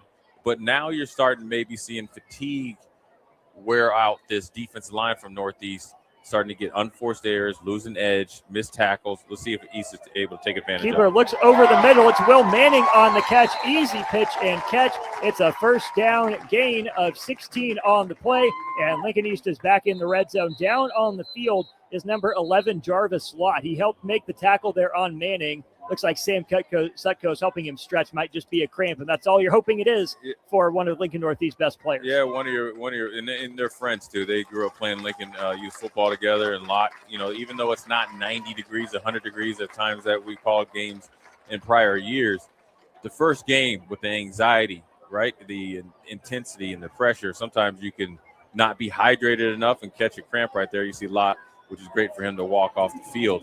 But more importantly, the throw to Will Manning, we saw it in the first quarter. Watch out for him. He plays H-back, kind of a fullback. East used Northeast play concept against them. Run the ball a couple times, get you sucked up right there at the second level, right in the middle of the field. Explosive play to Manning with 5 minutes and 30 seconds left. Lott is jumping the cramp off, usually walk it off. He's kind of hopping it off. He's holding that right hamstring the entire walk off the field. So a new safety in the defensive backfield. Corliss Barnes of Sutco comes in motion. They flip it to him going left to right. He bounces it outside, slips the tackle of Montoya. He's up the far sideline, down near the 10-yard line. He steps out inside the 10 at the 7-yard line. Little end around. They bring Sutco in motion. That'll go as a catch, as it was a pitch, not a handoff. Sam Sutco doing the bulk of the work on that one. Northeast had Barry and Montoya there, two of their better athletes and two better defenders there to stop Sutco, not only at the line of scrimmage, but probably a 5 or 10-yard loss. They just lost leverage a little bit. Sutco showed enough speed to get around the edge and keep the chains moving there for Lincoln East. And look, you saw Barry go out at safety. Is this the time Keebler tries to test his defense vertically to get an easy score against his Northeast Rockets defense? This one's coming back. Ooh. Personal foul, illegal blindside block back at the 25-yard line. Did not see that flag come out. It's kind of blending into the turf. So instead of a 1st and goal to go from inside the 10, it'll be 1st and about a country mile approximately. So from 1st and 10 at the 7 to 1st and 25 from the 34. Right. We've seen this before. 3rd and 20. You got to be aware as a defender. You're thinking of a quick pass to the outside or a screen if you're a Northeast Rockets defender. Keebler does make the quick pass. It's out to number 7, Harrison Danowitz, who is drilled to the turf. What a tackle by Julian McDonald, who's fired up. Yeah, good job of coming up out of his defensive back position and making a good, strong tackle. We used to call that the dump truck technique. You just pick them up and dump them on the ground. You're playing a soft zone. You're trying to really, come up on anything underneath. And they had to be aware of the screen because you got burnt for it in a series or two before. Look for East to try to come back for that if they're getting close enough to that 20 or 15-yard line heading into the goal line. 8-yard gain. Ball moves to the 26-yard line. It'll be 2nd and about 17. Keebler will fake the pitch. The lefty rolls to his right, throws back across his body, finds Will Manning, who bobbles it before ultimately hauling it in. He's back to the original line of scrimmage. It'll be 3rd and 10 from the 19-yard line. Yeah, that was an old school waggle play, Austin. That was a play back when I was in high school. Gingrey is really trying to get in his bag from about 1994 on in prior. Yeah, that was a good year for you guys. Yeah, a little waggle out there. He got it to Manning out there in the flat. So now you see Gingrey say, okay, listen, we'll get it to my big-time players and see if we can get a quick score before halftime. But we also don't have to press or anything because we get the ball coming out at halftime. If you get 3 to 7 points, you really feel like you're starting to take control of this game. Keebler flanked by Gertz in the backfield. Claps his hands, and now we have a whistle at the snap. Timeout taken by Lincoln Northeast. There's 3 minutes and 50 seconds on the clock in the second quarter. Lincoln East leads Lincoln Northeast. It's 10-7. We'll step aside for 60 seconds, bring it right back to Seacrest on the ticket. Attention, Nebraska sports fans. Are you ready to take your skills to the next level? The Army National Guard is looking for leaders who are dedicated, driven, and ready to make a difference. Join up and gain invaluable experience while serving your country with a flexible schedule, competitive benefits, and a chance to build a strong future. Learn more at nationalguard.com/Nebraska. Live here, serve here. The Nebraska Army National Guard. Guard the good life. Fall sports season's here. Woohoo! So many football and volleyball games to watch. And tons of fall projects to complete. Gotta get the deck done, clean the gutters, aerate the lawn. Somebody help me! Sunbelt Rentals to the rescue with leaf blowers that could clear small forest, pressure washers, trenchers for that sprinkler system you've been putting off, and more. So I can actually watch the game? Exactly. Check out sunbeltrentals.com or stop in and see Josh and the team at 5450 Alvo Road in North Lincoln. Welcome back to high school football on 93.7 The Ticket and theticketfm.com. Austin Norman, Jay Foreman with you from Seacrest Field. After the timeout, Keebler's dropped back to pass. He fires it over the middle rather quickly. Receiver wasn't ready for it, nor was the defense. That was about a 3-second play. Keebler threw it before anyone was ready. It brings up 4th and 10 from the 19.5-yard line, and Reed Meaves on to try another field goal, Jay Foreman. Yeah, I mean, it was a good play call that paid off dividends to Manning on a quick play-action pass across the middle, but Northeast defense wasn't even lined up to get faked out by the run fake, and so a little bit of over-aggressiveness or zealousness for Keebler. Nevertheless, you feel like you have a good chance of getting 3 points here and going up by another almost.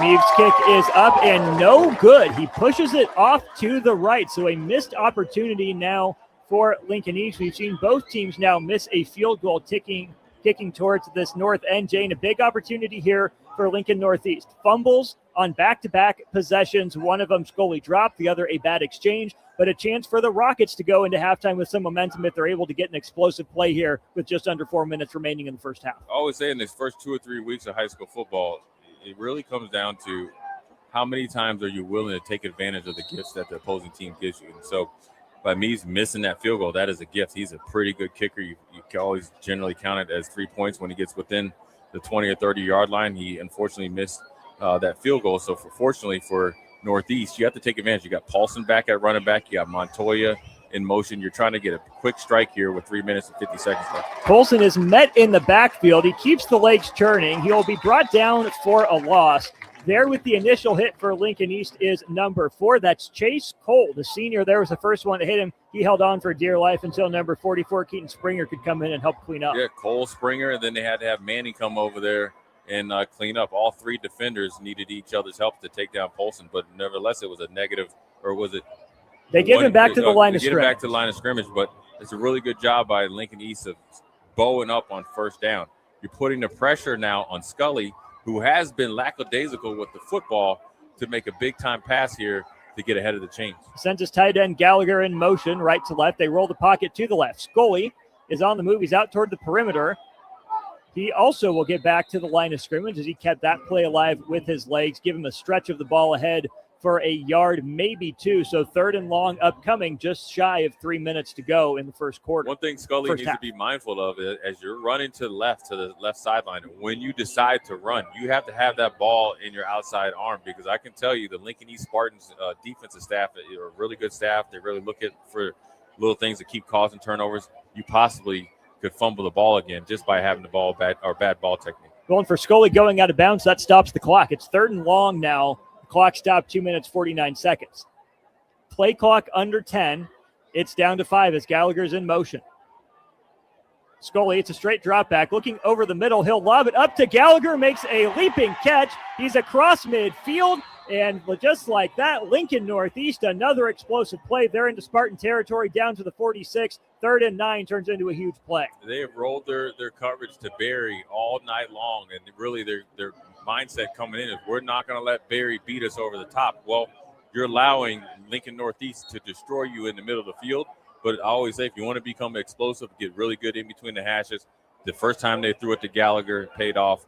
Big time catch there to flip the field and get the momentum, but then also the security of that you can go into halftime without giving up another score to Lincoln East. 1st and 10 from the 46. Scully fakes to Polson. He's up the middle, dodging some Lincoln East tacklers. He's eventually met by number 5, Huxton Cow. The pile's still moving. Finally, we get the whistle. There's a helmet that comes off of Zane Scully.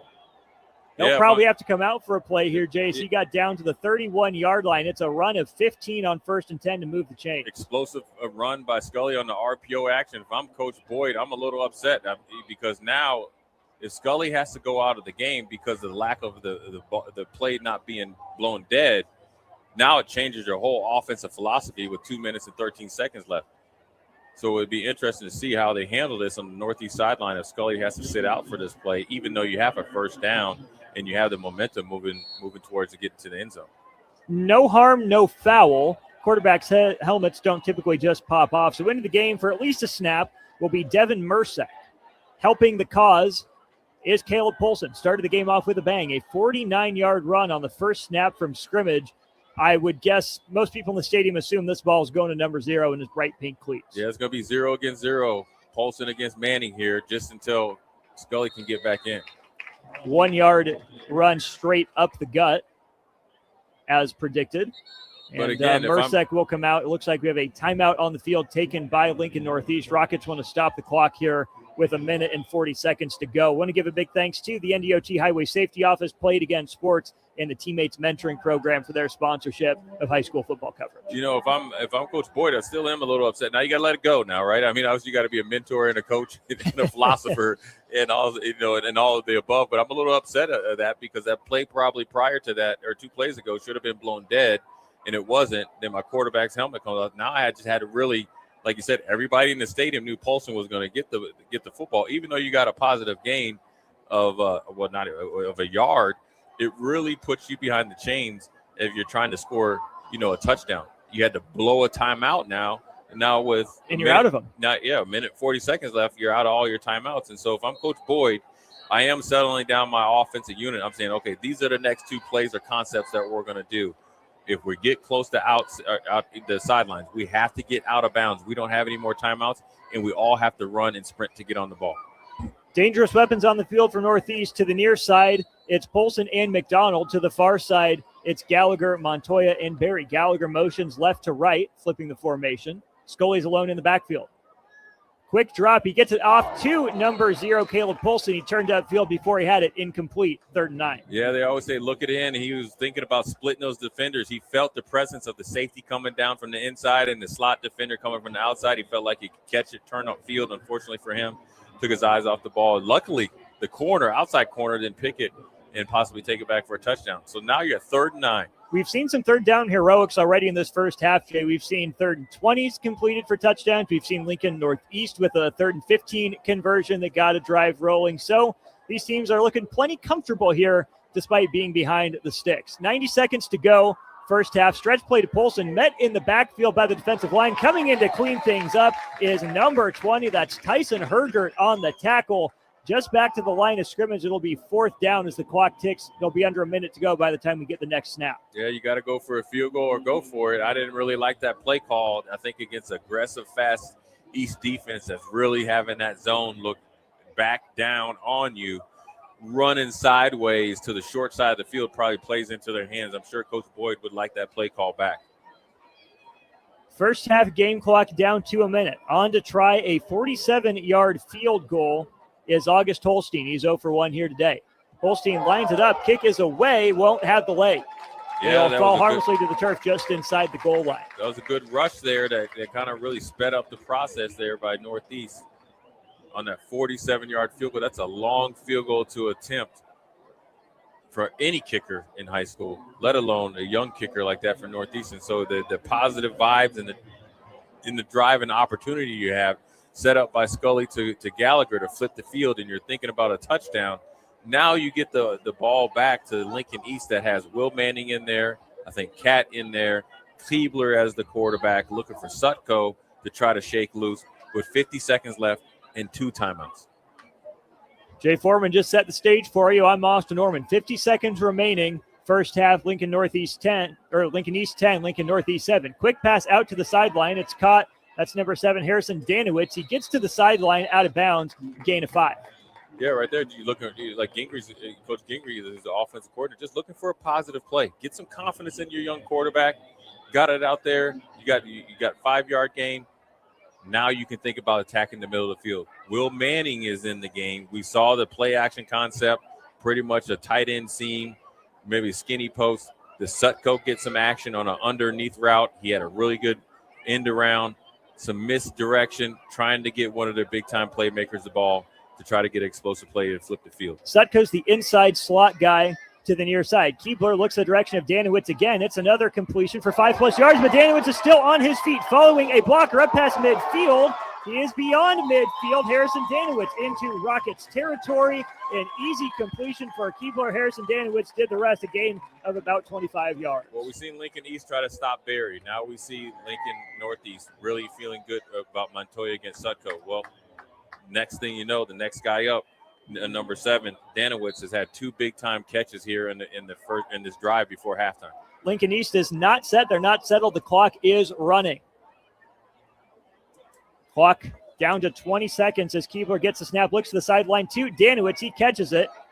He's tackled, and they bring him down out of bounds. Wow. He was wrapped up by 2 defenders along the sideline, but was not ruled down or progress stopped in bounds. It's a short gain of 3 yards.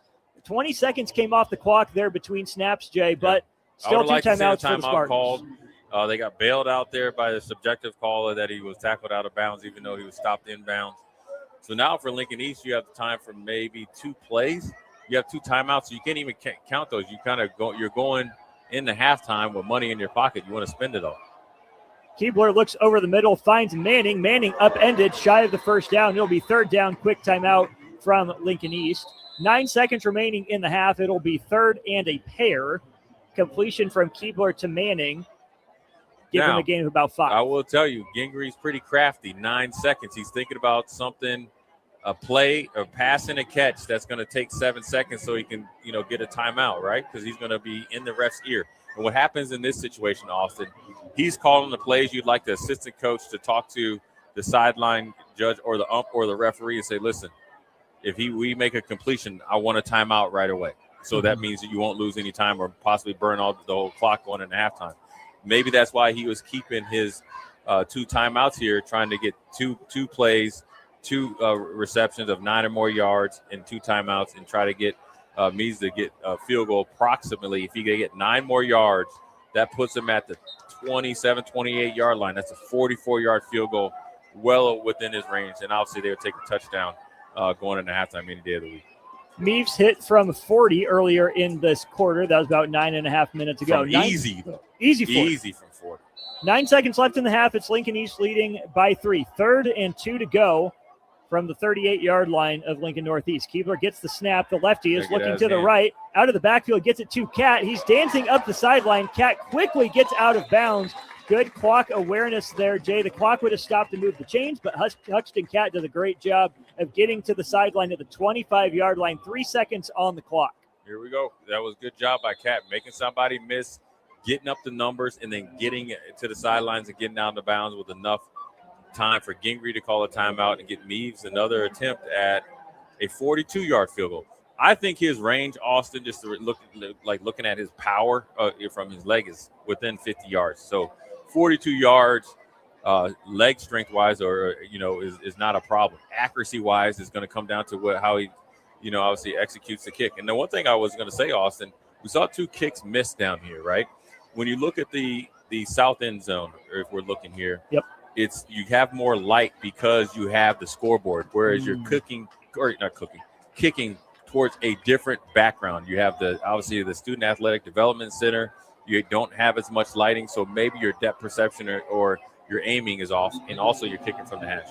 42-yard try for Meeves upcoming, 3 seconds in the half, and that's the lead for Lincoln East. It's 10-7 Spartans at the end of the first half. Lincoln Northeast fans dressed in neon, the student section along the far side making noise. Good snap, good hold. The kick from Meeves is up, and it is good. Reed Meeves knocks it home from 42 yards, and Lincoln East tacks 3 points onto its lead as the teams will head to the locker room. 13-7, Lincoln East leads Lincoln Northeast. Jay Foreman, 3 big points for Lincoln East, even though it's still a 1-possession game, but the Spartans get the ball coming out of the break. Yeah, good job there by Coach Gingry, right? I guess Jay Foreman didn't know what he was talking about. First time for everything. I didn't recognize that. There's been plenty of that. I thought maybe he was going to go in with 2 timeouts in his pocket and not spend all his money, but you can really be patient and have the will to chill when you have Meeves as a kicker that is able to hit it from 42 yards with ease. And so the momentum is purely on Lincoln East sideline. Now for Northeast, you feel like, hey, listen, we're on a road game. We're down by 6, and we gave them 6 points, right? We really gave them the 13 points. And so if I'm Coach Boyd, I'm in there trying to settle my team down, get my coaching staff together, Let's get our offense and defensive play calls together. I'm pulling Muscully aside. Listen, we will win this game if you don't turn over the football for the rest of the game and then come out and try to win it. And if I'm Coach Gingrey, I'm thinking, okay, how patient can we be with our running attack? And then how much better can we play defensively against Paulson and company, both RPO action and conventional run games? At the half, it's Lincoln East 13, Lincoln Northeast 7. The voice you hear over there is Husker Hall of Famer NFL vet Jay Foreman. I'm Austin Norman. We will come back with a few minutes to go before the second half, but for now, we'll send things to break and back to our 93.7 The Ticket studios at 1040 O Street. Halftime scoreboard update from Nick Wyman. Appreciate him on the board here tonight. Once again, 13-7 Lincoln East over Lincoln Northeast at the break. We'll be back with more from Seacrest Field in about 10 minutes. Empower a child today with the Teammates Mentoring Program by building a relationship based on strengths and chart a brighter future 1 week at a time. Find out how you can be a mentor by visiting LincolnTeammates.org. Become what you needed as a kid by joining the Teammates Mentoring Program today. Attention, Nebraska sports fans. Are you ready to take your skills to the next level? The Army National Guard is looking for leaders who are dedicated, driven, and ready to make a difference. Join up and gain invaluable experience while serving your country with a flexible schedule, competitive benefits, and a chance to build a strong future. Learn more at nationalguard.com/Nebraska. Live here, serve here. The Nebraska Army National Guard. Guard the good life. A membership with John Henry's will fast-track you to front-of-the-line service, seasonal tune-ups, and far fewer unexpected moments. That means no breakdowns, no waiting on a call, and no nonsense. It's consistent care that prevents small issues from turning into big bills. Join the Comfort Club and get VIP treatment 365 days a year with 24-hour priority response, member-only discounts, and peace of mind on your home's most expensive systems. Call John Henry's. John Henry's Plumbing, heating and air. And electrical. Big box stores are tempting for buying equipment for your high schooler in sports or for yourself in your sports leisures. But buying new is awfully expensive. Why not go somewhere with new and used options? Played Against Sports has quality, slightly to gently used equipment, and 50% of their inventory is actually new equipment. It's more than baseball, softball, and golf. They also have equipment for disc golf, fitness, hockey, and more. Plus, they're always buying products. Bring your gear that you're done with and get trade money on the spot. Played Against Sports at 48th and Vine. Great Nebraska communities are built by people who decide to do more, learn more, and become more. What you do next matters, not just for you. It's important to the patient who relies on your care, the customers who need your services, the businesses you'll help succeed, and the community you'll see thrive. With Southeast Community College, you'll do more than build a career. You'll help build the place you call home. SCC. Let's do more. Fall sports season's here. Woohoo! So many football and volleyball games to watch. And tons of fall projects to complete. Gotta get the deck done, clean the gutters, aerate the lawn. Somebody help me! Sunbelt Rentals to the rescue with leaf blowers that could clear small forest, pressure washers, trenchers for that sprinkler system you've been putting off, and more. So I can actually watch the game? Exactly. Check out sunbeltrentals.com or stop in and see Josh and the team at 5450 Alvo Road in North Lincoln. What if your bank had people who care about the places we call home? That's what Union Bank does. We encourage this culture of giving back. I really enjoy working with People City Mission. The United Way campaign. Habitat for Humanity. Big Brothers Big Sisters. Everyone's in to help make that community stronger. To be part of all of this that's going on is pretty remarkable. At UBT, your money has people with a passion for serving. Union Bank and Trust. Member FDIC. It's halftime under the Friday Night Lights. Time now to check out the high school scoreboard.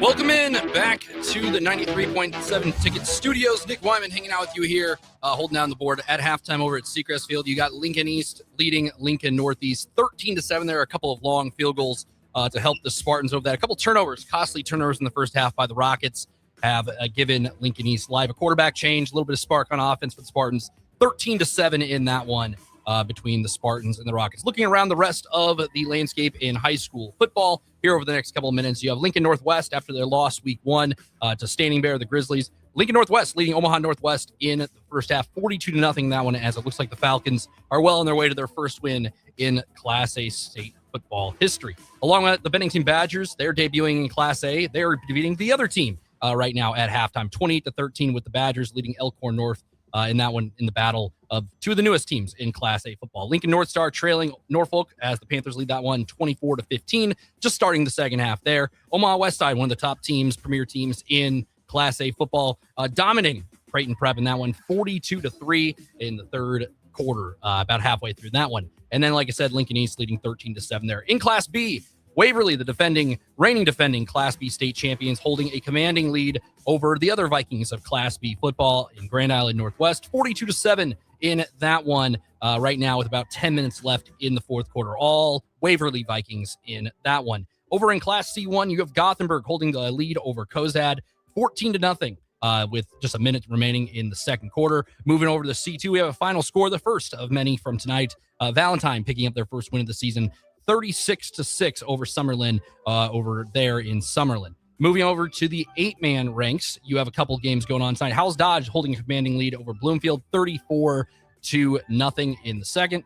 Wilcox Hildreth beating Highline 30-12. That one almost a half as well. And then just starting the second quarter, Hemingford beating Bayard 26-0. A couple other ones in D3, the newest class in state football. You have Cambridge leading Maxwell 24-7 in that one. Wausau leading Chambers Wheeler Central 46-8 in the second quarter. And in Class D6 football, 6-man football, Paxton 49, Sioux County 6.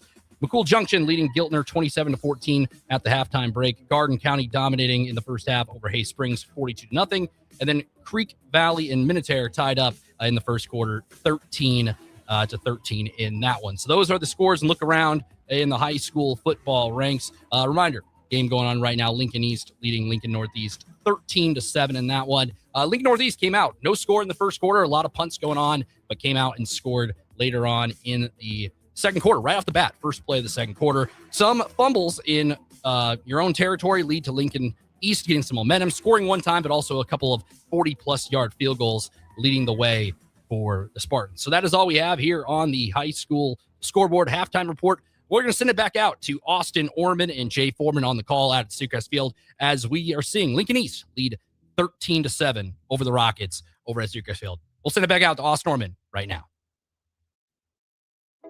Empower a child today with the Teammates Mentoring Program by building a relationship based on strengths and chart a brighter future 1 week at a time. Find out how you can be a mentor by visiting LincolnTeammates.org. Become what you needed as a kid by joining the Teammates Mentoring Program today. What if your bank had people who care about the places we call home? That's what Union Bank does.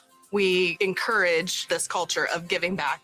I really enjoy working with People City Mission, The United Way campaign, Habitat for Humanity, Big Brothers Big Sisters. Everyone's in to help make that community stronger. To be part of all of this that's going on is pretty remarkable. At UBT, your money has people with a passion for serving. Union Bank and Trust. Member FDIC. Big box stores are tempting for buying equipment for your high schooler in sports or for yourself in your sports leisures. But buying new is awfully expensive. Why not go somewhere with new and used options? Play It Again Sports has quality, slightly to gently used equipment, and 50% of their inventory is actually new equipment. It's more than baseball, softball, and golf. They also have equipment for disc golf, fitness, hockey, and more. Plus, they're always buying products. Bring your gear that you're done with and get trade money on the spot. Play It Again Sports at 48th and Vine. Big box stores are tempting for buying equipment for your high schooler in sports or for yourself in your sports leisures. But buying new is awfully expensive. Why not go somewhere with new and used options? Play It Again Sports has quality, slightly to gently used equipment, and 50% of their inventory is actually new equipment. It's more than baseball, softball, and golf. They also have equipment for disc golf, fitness, hockey, and more. Plus, they're always buying products. Bring your gear that you're done with and get trade money on the spot. Play It Again Sports at 48th and Vine. Fall sports season's here. Woohoo! So many football and volleyball games to watch. And tons of fall projects to complete. Gotta get the deck done, clean the gutters, aerate the lawn. Somebody help me! Sunbelt Rentals to the rescue with leaf blowers that could clear small forest, pressure washers, trenchers for that sprinkler system you've been putting off, and more. So I can actually watch the game? Exactly. Check out sunbeltrentals.com or stop in and see Josh and the team at 5450 Alpo Road in North Lincoln. A membership with John Henry's will fast track you to front of the line service, seasonal tune-ups, and far fewer unexpected moments. That means no breakdowns, no waiting on a call, and no nonsense. It's consistent care that prevents small issues from turning into big bills. Join the Comfort Club and get VIP treatment 365 days a year with 24-hour priority response, member-only discounts, and peace of mind on your home's most expensive systems. Call John Henry's. John Henry's Plumbing, Heating and Air. and Electrical. Now back to high school football on 93.7 The Ticket and theticketfm.com.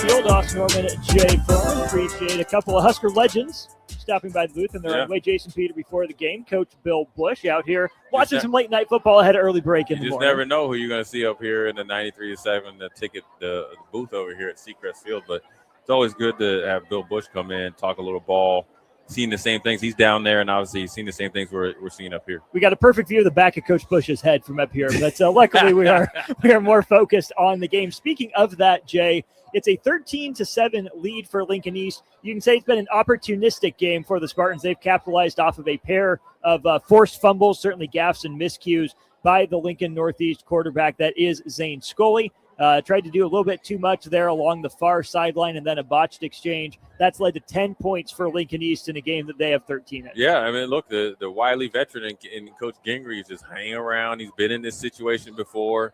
You know, he's got a little bit of a young group of quarterbacks. You can lean on the plethora of running backs in your defense, and as long as Northeast continues to make mistakes and give you the ball in plus territory, you'll just take 3 points at a time, because ultimately, to be honest with you, if you just look at it with outside the turnovers, Northeast has outplayed the Lincoln East Spartans, but the Spartans have the lead. Now Coach Gingrey is trying to get his team motivated and disciplined enough to finish out this game. When you're playing, I call this a transition game for both programs, right? You're trying to get that notoriety. It's a big step up there for Lincoln Northeast, and then also Lincoln East. You're trying to, beat a team that you normally would always not think twice about beating, and they're giving you a dang good test. It's a transition game because, you're trying to transition and trying to get to the next level.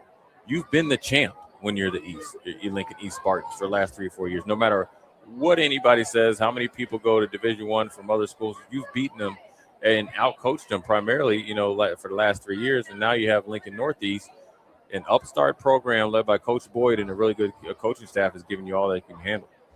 Explain to me, Jay, Lincoln East's decision to spread their safeties so far outside the hashes. Obviously pretty wide hashes here in high school, not the tight hash marks like you see in the NFL. Yeah. What is Lincoln East attempting to accomplish defensively, and how has Lincoln Northeast taken some advantage of that through the theory first 24 behind minutes? it, and it's a good one. I mean, when you have two really, really good linebackers against the run and the pass, and Manning and Cat, you feel that anything short and obviously deep in the middle you can handle. Now they're spreading their safeties not only in a cover 2 look, almost outside the hashes, mainly because Braden Berry. So they're playing top-down coverage, a double coverage on him, and then the other safety is probably getting out a little bit wide, and that's why Northeast is able to have a lot of success throwing across the middle to Montoya, to Gallagher, to Bradford as well. So they have to make an adjustment. So that's their theory behind it, because they have so much confidence in their second-level linebackers.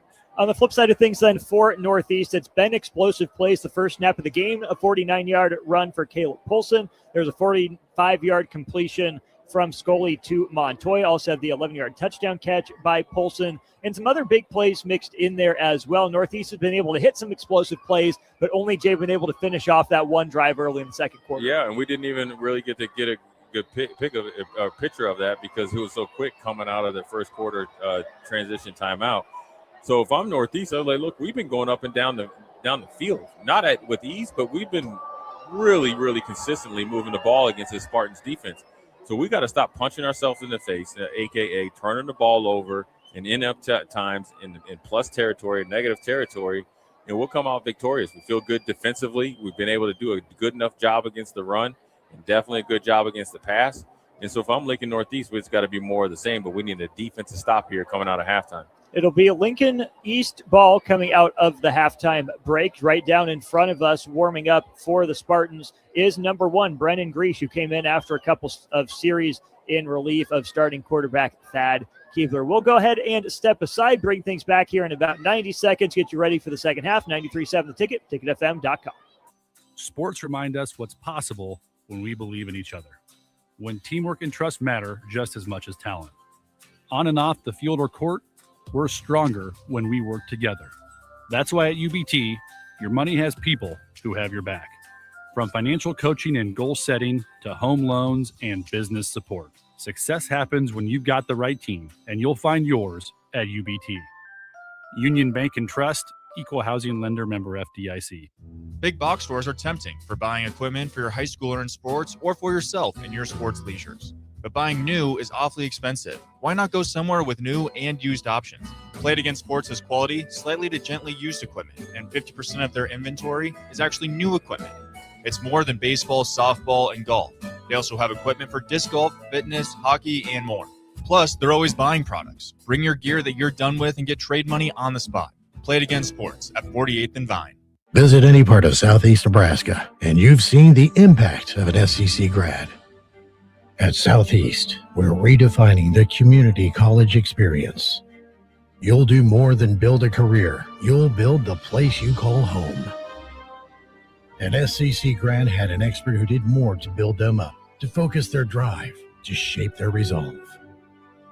Southeast Community College. Let's do more. Empower a child today with the Teammates Mentoring Program by building a relationship based on strengths and chart a brighter future 1 week at a time. Find out how you can be a mentor by visiting LincolnTeammates.org. Become what you needed as a kid by joining the Teammates Mentoring Program today. This is Lincoln's home for sports talk on the FM dial. Also online at theticketfm.com. On the internet, KNTK FM Firth, 93.7 The Ticket. Things that impair you come in many different shapes and sizes. Some are the shape of beer and liquor bottles. Others look like cigarettes but aren't cigarettes at all. These are the things we know impair us, the things our parents warned us about. What we're not always aware of is our new prescription or the over-the-counter medicine we picked up just for allergies or a bad cold. See, it doesn't just matter how much of a substance you take. If you are impaired, driving is deceptively dangerous. Don't drive impaired. Paid for by the NDOT Highway Safety Office. You're listening to high school football on 93.7 The Ticket. First half complete, second half just about 30 seconds away from getting underway here at Seacrest Field. I'm Austin Norman. To my right, now that you can see us, Husker Hall of Famer, Blackshirt NFL veteran Jay Foreman. Big thank you to sponsors including Hamilton Telecommunications, the Nebraska Army National Guard, and Southeast Community College for helping sponsor our coverage of high school sports. We are here on a Thursday night. We will be back again tomorrow night for more Class A action. Jay, looking forward to Lincoln Southeast and Millard West tomorrow night. Yeah, I mean, look, Lincoln Southeast has a really good offense. You got Gavin Sim and Mensa and, a plethora of other skill position guys, and they've kind of been trying to inch their way up, and it's usually Southeast and East to try to win the city. And then you got Millard West, who's always a gritty, grimy team, even though their partners or their evil cousins of Millard North and Millard South get all the credit.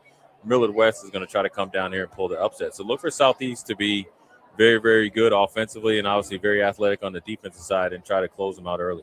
As soon as we are off the air, we will have some Nebraska volleyball postgame. Husker volleyball takes down Florida 21-18 and 21-19 to lead off Spikes under the lights. They'll take on the winner of Penn State and SMU, and that'll come your way again after we are done. Second half underway as number 23, a sky-high kick. That's August Holstein kicking off for Northeast. Reversing course all the way across the field is number 22 for Lincoln East. That was Jake Gertz. He was thrown to the turf. Great pursuit there by the Rockets, and the Spartans will start just outside their own 20-yard line. A little bit of a short squib kick there by Northeast, trying to catch East sleeping coming out of halftime. Then an even better job by Gallagher and company from Lincoln Northeast to cover the kick and obviously not allow him to get a big return on the short kick. First and 10 from the 23-yard line for the Spartans to begin the second half. It will be Keebler taking the first snap at quarterback. Yeah, and Keebler, I think, is their best option, right? And I think when Gertz comes in, he's more of a run option. I think Keebler has a better arm, kind of better command of the offense. Let's see if Gingrey opens it up in the second half. Keebler brings Danowitz in motion. They throw it. Diving attempt over the middle, incomplete. He targeted number 13, Jackson Makovica. Yeah, do you hear that name, Makovica? It's got to be a kinfolk of Jeff and Joel Makovica, the great football players and fullbacks at Nebraska. But I like the concept, trying to be a little bit more aggressive inside the hashes, trying to catch Northeast and Paulson in particularly away from the action and see if you can get an explosive play coming out of the gate. Spartan still running some subs onto the field here as the play clock reaches 15 seconds. A lot of confusion from that east sideline out of halftime, like they didn't just have 20 minutes to talk things over. Play clock under 10. Keebler still giving directions. Huxton Cat lines up beside him. And now we have a flag. Looks like a procedure penalty there on Lincoln East with the number of players that were in and out of the huddle. Yeah, I think they had, 3 or 4 different options as sub. Players were coming in, coming out. Really a lot of confusion on this second play of this first half series for Lincoln East. So if I'm Coach Gingrey, I got to settle my team down. Keebler is a quarterback. You got to really settle him down, even though you're a sophomore. You got to run the show. It's 2nd and 15. You're backed up. Your East fans are trying to get some momentum going for you. You got to show it on the field to keep it going. 2nd and 15 from the 18. 8 seconds into the second half. Keebler turns, gives up the middle. Cat still in there's a lead blocker. Looks like he's got everything back after the penalty. Popping up off the dirt is number 22. That is Jake Gertz. Carry of 5 back to the original line of scrimmage, 3rd and 10. Gertz has done a really good job as coming in and like the third running back, but he's performing like the starter, almost inching towards 100 yards, really running good behind his pads, quick in and out of his cuts, got that 5 yards back, but still long to go for the first down. Straight drop back for Keebler, looking our way over the middle, nearly intercepted. Some miscommunication between the sophomore signal caller and Makovica. Again, Makovica is listed at 6'6" on the roster. Not even he had a chance of that one sailed over his head, and East will bring the punt team onto the field. Keebler had to throw it to where he thought Makovica was going to be because Gallagher coming off that left side of the defense against the right tackle for Lincoln East has been killing the quarterback. And that's the blind side for the lefty. Yeah, and he's been getting a lot of hits there on Keebler, and that's what you want to do. You want to hit a young quarterback, not allow him to gain his confidence. Meaves will send the punt deep from his 16-yard line. It's a good one. It'll bounce around the 40-yard line and roll. Montoya will just sit and watch it. It'll come to a stop at the 30-yard line. Good job flipping the field there from Meaves. His team is backed up on their own 23-yard line. Decent field position for Northeast, 10 yards beyond a touchback, but that's a good spot for the defense to start if you're Lincoln East after a pretty poor offensive series. Yeah, even though it wasn't a good series, you feel like, if I'm Coach Gingrey, I feel okay with that. I feel like our defense has rose to the occasion periodically. And then also we have a 6-point lead, and we haven't really got out of the starting blocks yet as far as being explosive offensively. More importantly, being consistent. Mm-hmm. We've ran the ball, at times. We haven't stuck with it. We haven't been able to throw the ball consistently. So having a 6-point lead with a really good defense, you feel comfortable turning the field over. It's Scully and Paulson in the backfield for the Rockets as Montoya goes in motion. Comes back to the near side. Fake the give to Poulsen. And now Scully is swarmed in the backfield. There on the tackle is number 79. That's Ryland Frost coming from that nose tackle position to blow that one up in the backfield. Loss of 1. Yeah, Ryland Frost has done a really good job at times trying to clog up the middle against Paulsen. Swam the center and went to the backside A gap and really hustled down the line of scrimmage to tackle Scully for a 2-yard loss. 2 receivers in the tight end to the far side as Scully gives it to Paulsen up the middle. He gets that yardage back and more, setting up 3rd and manageable. Straight up the gut goes Caleb Paulsen. Give him a gain of 8. It'll be 3rd and 3 from the 37. Yeah, I think this offensive line of Northeast is doing a good job of getting up into the face of Manning and Cat because Paulsen was 1 tackle away from going to the house. Scully will give it to Paulsen up the middle again. This time he's met in the backfield. There's Ryland Frost again. A loss of 2. It'll be 4th and 5. Decision time for the Rockets on their side of midfield. This is the Ryland Frost series right now on the defensive series there for Lincoln East. They're running this backside switch and getting him into the backfield. Let's see what they do on 4th down.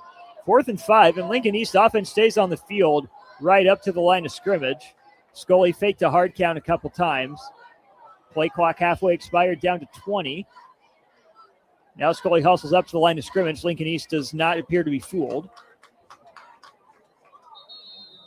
Yeah, we get a timeout taken by Lincoln Northeast. Let's just give a quick thank you to the sponsors here of high school football, including Union Bank and Trust, Sunbelt Rentals, and Southeast Community College. Jay, what's the strategy there for Lincoln Northeast? They're at their own 35-yard line. Yeah. They're trying to take advantage of some week one butterflies and get East to jump, or what's the thought process there? You got a really aggressive defense in Lincoln East, but they're really disciplined. You're trying to hard count them, maybe formation them together or get them to jump outside. You saw Scully go from the shotgun or the pistol to under center, hard count, trying to get an easy first down by them jumping off sides and getting a 5-yard penalty. It seems to me that if Northeast was going to go for it, Jay, you might have wanted to go quick in that situation. Yeah. Lincoln East probably not expecting you to go for it at your own 35-yard line if you're Lincoln Northeast. Instead, you try the hard count. You'd have to burn a timeout into one possession. But if game. you could have done all this theater stuff, right?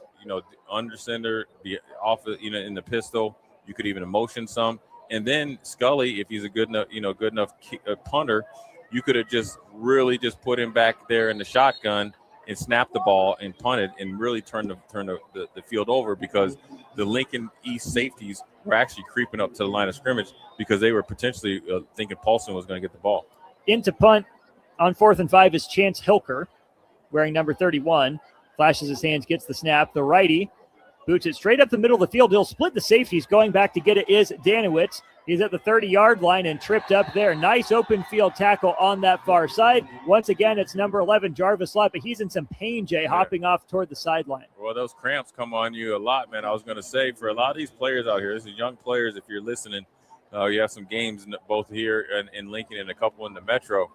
I know you want to go out there and look good, as we've seen Barry come out, and we've seen, obviously, Lott. We see Paulson. With those long leggings on that you have on, right? The tights. Listen, I know that you can train in those, but in the first couple games, the anxiety until your legs get used to this type of pressure, this amount of speed, that's how you get a lot of cramps. It's necessarily not a hydration thing. It's the legs being tightened up with those tights that they have on. Screech back in at quarterback. He hands it to Gertz, cuts back up the hash. He's past the 40-yard line. Give him a gain of what appears to be enough for a first down. On a 1st and 10 carry, Jake Gertz is leveled, but not before he picks up officially 9 yards, setting up 2nd and 1. Max Weber came up out of nowhere. I think that Lincoln Northeast was in the substitution conundrum right there, where Max Weber came out of that safety position and met Cat head-to-head and caused him to cramp now. I think, listen, this is – when you practice is one thing. When you think about the anxiety and the pressure and the excitement of playing in the game, and you're playing out here, and it's a little bit cooler tonight. Now, I've said this all the time before. When it's really, really hot, it's probably going to have some cramps. But when it's a little bit cooler, you can cramp up as much or sometimes more. You've seen Lott over there on the opposite sideline and another Northeast defender over there getting attended to via cramps. Now you have Cat coming off a big, strong, physical kid. Obviously, after contact, cramped up a little bit. So hydration is key, stretching is key, but also what you wear under your pads is also as much as an asset, or could be a problem in games like this. Cat walked off under his own power. His limp's going away as he gets hydrated. He's with the Lincoln East trainer over here right in front of us. They do give the first down. It was initially ruled 2nd and 1. They do give him enough for the first down. So now Greesh is met in the backfield. A little miscommunication. That's going to be about a double-digit loss on the sack. They're making the play. Zach Buescher explodes into the backfield and, again, turns a negative play into an even more negative play there. Disruptive play from the Rockets front. Yeah, you feel like you had a little bit of momentum with Keebler there. Then you put Greesh in there in the middle of a series. And you tried to go. Did start the series. Oh, he did start the series. I was thinking of the beginning of the first half. But even the momentum there offensively that you've had, obviously to have the 13-7 lead was led by Keebler. Not very impressive or explosive, but consistently you've been able to score points before the end of the first half. Now Greesh comes in, been sitting really, to be honest with you, without any action, Austin, for close to probably 30 or 40 minutes real time. Yeah. And then you come in, you try to run an RPO, he goes the wrong way, and it leads to a negative play when you have Lincoln Northeast literally on their heels. You have multiple players out with cramps. They are struggling for depth-wise of substitution, and you just gave them an 8-yard loss or negative play when you had them dead in the rights. Greesh back to pass, throws a moon ball. Being dragged to the turf is Sutko. That was a little bit of a 500 ball there at Grease. You had to really wind up to throw that one about 30 yards down the field, and the defensive back was there way too early with a full-on tackle of Sam Sutko well before the ball got there. Coach Boyd, I'm upset. Look, you don't have to panic. You did a really good job. You were the deepest. Bill Bush, the defensive back coach, would have been happy with that. You know, one thing we always say is sometimes you can lose track of the ball up in the lights. He stopped. The East receiver ran into him. The depth perception, when you're not used to looking into the lights, really affected Weber there at the free safety position. 15-yard penalty. Yeah. Not an automatic first down in high school, so it'll be 2nd down and 3 to go. East gets all that penalty or that negative play yardage back and more. So 2nd and 3 from the 49-yard line. Lincoln East on the verge of Rocket territory once again. Yeah, Lincoln Northeast has got to do a good job of bearing down here and trying to stop Lincoln East from trying to score. They did a good job there, maybe of stopping them from no gain or maybe a negative loss of 1 yard. So if I'm Lincoln Northeast right now, look, we feel like we can handle them physically, right? Everything that really they've gotten in this first half, if I'm, Coach Boyd, is we've given them lack of execution, mental awareness, football awareness. Let's see if they can get off the field on 3rd down. That was Liam Gallagher, and Gavin White combining on the stop as Gertz tried that same cutback that he's used to great effect so far, but Northeast was ready for it this time. 3rd and 3. Ball on the East 49-yard line. 4 minutes expires, 3rd quarter. Grease, low snap. He's on it. The righty rolls to his left, tries to fire back across his body, and instead he is clotheslined. Yeah. Deep in the backfield by number 0, Caleb Polson making a play on defense. Caleb Polson looked like he was shot out of a cannon, right? Mishandled on the snap there by Grease, the quarterback, and then he recovered, was trying to make something out of nothing. He didn't calculate for the speed of Polson. He's one of the best running backs in the state. He closed the speed, and then he did a la LeVar Arrington. Well, I'm not going to tackle you around your legs. I'm going to try to take your head off. Big-time tackle there by Polson. Loss of approximately 9 yards, and punt is nearly blocked. Instead, making the fair catch at the 25-yard line is Montoya. So the bad field position does not come back to bite the Northeast defense. They will take over at their 25.5-yard line. Just about 5 minutes gone by in the 3rd quarter. Our score remains 13-7, Lincoln East on top of Lincoln Northeast. Austin Orman, Jay Foreman with you from atop Seacrest Field. Beautiful, beautiful fall night for football. It's a moonrise here, Jay. The moon's pretty cool right in front of our booth. We've had a chance to see it. Big opportunity here early in the second half for Lincoln Northeast to and not that they're out of this game by any means. It's a one-possession game, but they're certainly looking for a spark on the offensive side. Yeah, they're looking to try to get out this. The spark has to come from within. You have to stop, really shooting yourself in the foot when you've been moving the ball or having your special players make explosive plays. And so really when you think about it, if I'm Coach Boyd, we have to get better at being consistent in order to be successful, not only here in the City League, but then obviously against Omaha teams in the future. Scully will hand it off to Polson on the left side. Polson just made the big defensive play, and he'll pick up a nice gain of 5 yards on first down on the ground to keep the Rockets on schedule. I like that, Jay. The guy just makes a big play on the defensive side of the ball. Why not give him a shot on the offensive side? Right, and you see a little bit of dejection there from Lincoln East, right? The defense, maybe you're a little tired. You're not getting down in their stance. You bring Big Paulson right after him, trying to get a quick first down. Now they fake it to Gallagher. Scully's going to follow him up the middle. He's got enough for a first down, gain of 7. 2 plays on the ground and a first down for Northeast. Yeah, Northeast is going a little tempo here, right? First had Paulson, then you go to Scully. You had Gallagher in there trying to freeze the defense. Ball handling is key for Scully. Northeast has been able to run the ball pretty consistent. And I wouldn't say with ease, but pretty consistently against this stingy East defense. Trips to the near side, a straight drop back for Scully over the middle, out of the hands of Berry. Braden Berry had his first opportunity in a while. It was off his hands, incomplete, 2nd and 10. Yeah, Braden Berry, a little lack of concentration there. You haven't had any, targets all night. You get one, you get inside on the would-be defender from Lincoln East. You let the ball kind of, like in baseball, you don't want to allow the ball in your chest. Same with football. You want to catch it with your hands, be strong, and you're still going to have to take the hit. He got hit anyways, and it probably hurt a little bit more since you had the big drop. Jarvis Lott comes in for Berry. He's the wide man here to the field side. Scully and Paulson in the backfield. In motion is number 19, Max Weber.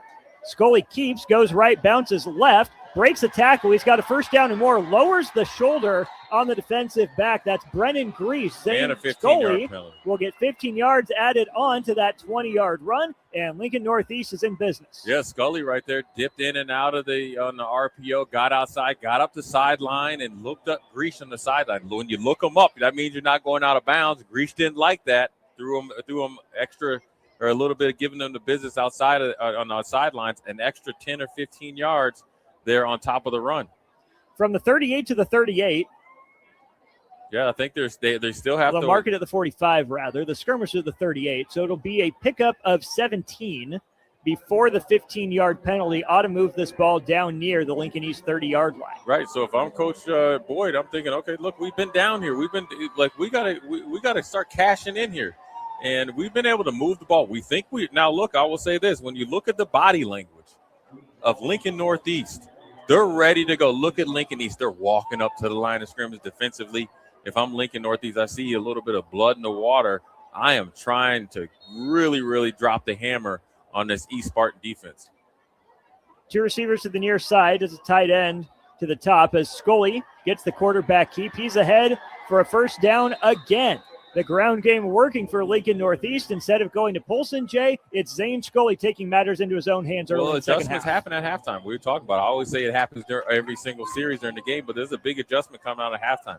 It was Polson, now more quarterback run in the second half. Bunch set to the near side. They'll stretch it to Polson. Cuts it up the hash. He's got the sideline. Colson cuts it back into the defensive help. He's brought down hard near the 5-yard line. Lincoln Northeast keeping the ball on the ground. They give it back to Polson. Gain of 14 yards, first and goal from the 6 for Lincoln Northeast. Wide outside zone. We're coming right at you with big number 0. He is running through would-be tacklers until Will Manning came over to drop the boom. Bunch set to the field. Same play. Polson tries to bounce it outside. Now he's going to reverse field. Polson is all alone. He's going to walk into the end zone, and this game is tied at 13. Wow. What an individual effort by Polson. Yeah, it was going to the left. They had him in the backfield, was able to throw him off reverse field. The best part about that, Austin, he was able to outrun the defenders to the end zone, all while catching a cramp. So listen, to Polson, he started the game off with a 49-yard run, periodic runs ever since. Scully led him down the field. You get to the red zone, you think players not plays. Who's their big-time player? Polson in the end zone for 6 points. 75-yard drive in just a few minutes of game time, and Lincoln Northeast has tied this game at 13, extra point pending. On to kick is August Holstein. He's missed a couple of field goals. That extra point never had a chance. Never had a chance. I think that was Makovica, number 13, came right over the in between the tight end and wing spot for an easy block. He almost had to stop and say, okay, now you can kick it and let me block it. Good job there by East. That could be crucial. A missed extra point or a blocked extra point. It gives you a little bit more momentum and good feeling after you gave up a touchdown drive, a long drive at that. But every point counts. This is not quite a rivalry game, but it's an inner city game. And you have a team on the road that has been giving you the business. They have been landing body blows and hooks and any power punches. East has withstood them. They haven't been able to answer. But the last time Northeast scored, they got too happy after some success and allowed East just to pretty much walk the ball down the field. Let's see what Coach Gingrey dials up here in this playbook. Third quarter halfway gone, and we're right back to where we started with the tie ball game. 13-13, Lincoln East and Lincoln Northeast. I'm Austin Norman. He is Jay Foreman. Big thank you to John Henry's Plumbing, Heating, Air, and Electrical. Big thank you to the NDOT Highway Safety Office and to the Teammates Mentoring Program for their sponsorship of high school football on 93.7 The Ticket and theticketfm.com. It'll be Montoya coming back onto the field to handle the kickoff after the missed extra point. Makovica, there's unblocked, there's untouched, and there's whoever he was screaming off the edge. Montoya, Jay, though, hasn't been able to kick the ball past about the 20-yard line here. I expect we see more of the same kind of sky kick to give his coverage unit time to get down there. Yeah, I remember that. Like I said, that's a lot of pressure for the up back to catch it and then obviously get into the return game. But more importantly, let's not be surprised if you see a little bit of an onside kick here. It is that sky kick heading toward the sideline. Lincoln East is going to watch that one sail out of bounds at the 30-yard line. So that'll be a kickoff out of bounds in good field position to begin the response drive for the Spartans here in the third quarter. And that was a pooch kick onside kick right there. So that was the equivalent of an onside kick. So what happens there, Austin, they have been kicking it maybe to the 20. That one was in between almost to the 30 and 35-yard line. So what you want, you put your fastest player out there at the L1 in this case in the kickoff and see if he can run under it and catch it before the up back catches it. Unfortunately for Northeast, it went out of bounds. Northeast was probably 7 to 10 yards away from getting that one. A couple of these players watched it. It looks good in practice. Chance. It looks good. Hey, listen, at the end of every practice, night before the game or day before the game, it works like a charm. You get out here at Seacrest, not so much. It's a little different. It is Greece remaining in the game at quarterback after the 3-and-out series that started the second half for the Spartans. Spartans got the ball first. Northeast, though, cashes in on their first drive to tie the game at 13. Ball on the 35-yard line following the kickoff out of bounds. Greece gets the snap. He hands it off to Gertz. Gertz dances around. Give him 6 yards on the first down carry up the right hash. Number 72, that's Buescher, down for Lincoln Northeast. I hope he's just cramping up. I think Looks like he's holding the knee. Now maybe trying to stretch. Is he have a knee brace on that left knee? I can't really tell if it's a knee brace or the part of because he has one on his. It's cramps. And, really you got to give the sportsmanship between both of these teams. Obviously, you want to give a lot of credit to both of these coaches and coaching staffs and programs that when players are down there cramping, they're trying to help the player, even if it's on the opposition, obviously deal with these cramps. And so, you got Gertz and Greeks back there, and they're trying to run the ball now. This is not going to be a passing attack from Easton. If it's going to be a passing attack, it's going to be short passes. So if I'm Coach Boyd, I'm talking to my defensive players. We have got to stop the run, and we have to rally the short passes. Now, we have good enough safeties back there with Weber and just make a play in lot and make a play on the ball. So we're trying to play everything at our line of scrimmage. We're coming top down with the ultimate level of aggressiveness because if we can get the ball back, in particular before the end of the third quarter, we feel like we have this Lincoln East Spartans defense worn out and obviously more importantly on their heels. Buescher still down, being attended to around the 44-yard line of Lincoln East. Let's go ahead and step aside. We'll be back as Buescher's helped off the field next on the ticket. Visit any part of Southeast Nebraska, and you've seen the impact of an SEC grad. At Southeast, we're redefining the community college experience. You'll do more than build a career. You'll build the place you call home. At SCC Grad had an expert who did more to build them up, to focus their drive, to shape their resolve. Southeast Community College. Let's do more. Big box stores are tempting for buying equipment for your high schooler in sports or for yourself in your sports leisures. But buying new is awfully expensive. Why not go somewhere with new and used options? Play It Again Sports is quality, slightly to gently used equipment, and 50% of their inventory is actually new equipment. It's more than baseball, softball, and golf. They also have equipment for disc golf, fitness, hockey, and more. Plus, they're always buying products. Bring your gear that you're done with and get trade money on the spot. Play It Again Sports at 48th and Vine. Attention, Nebraska sports fans. Are you ready to take your skills to the next level? The Army National Guard is looking for leaders who are dedicated, driven, and ready to make a difference. Join up and gain invaluable experience while serving your country with a flexible schedule, competitive benefits, and a chance to build a strong future. Learn more at nationalguard.com/Nebraska. Live here, serve here. The Nebraska Army National Guard. Guard the good life. Now back to high school football on 93.7 The Ticket and theticketfm.com. 5:34 remaining, third quarter. Buescher makes it off the field after a lot of stretching and the cramps. I'm Austin Orman. He is Jay Foreman with you for the first time together for high school football on 93.7 The Ticket. Grease turns and gives to Gertz. He's got some green grass. Gertz with a head of steam, upended, touchdown saving tackle there by the safety. That's number 11, Jarvis Law. It took quite the pop from Gertz, but saved some points. Yeah, Gertz has done a really good job when he's coming in, and he's really,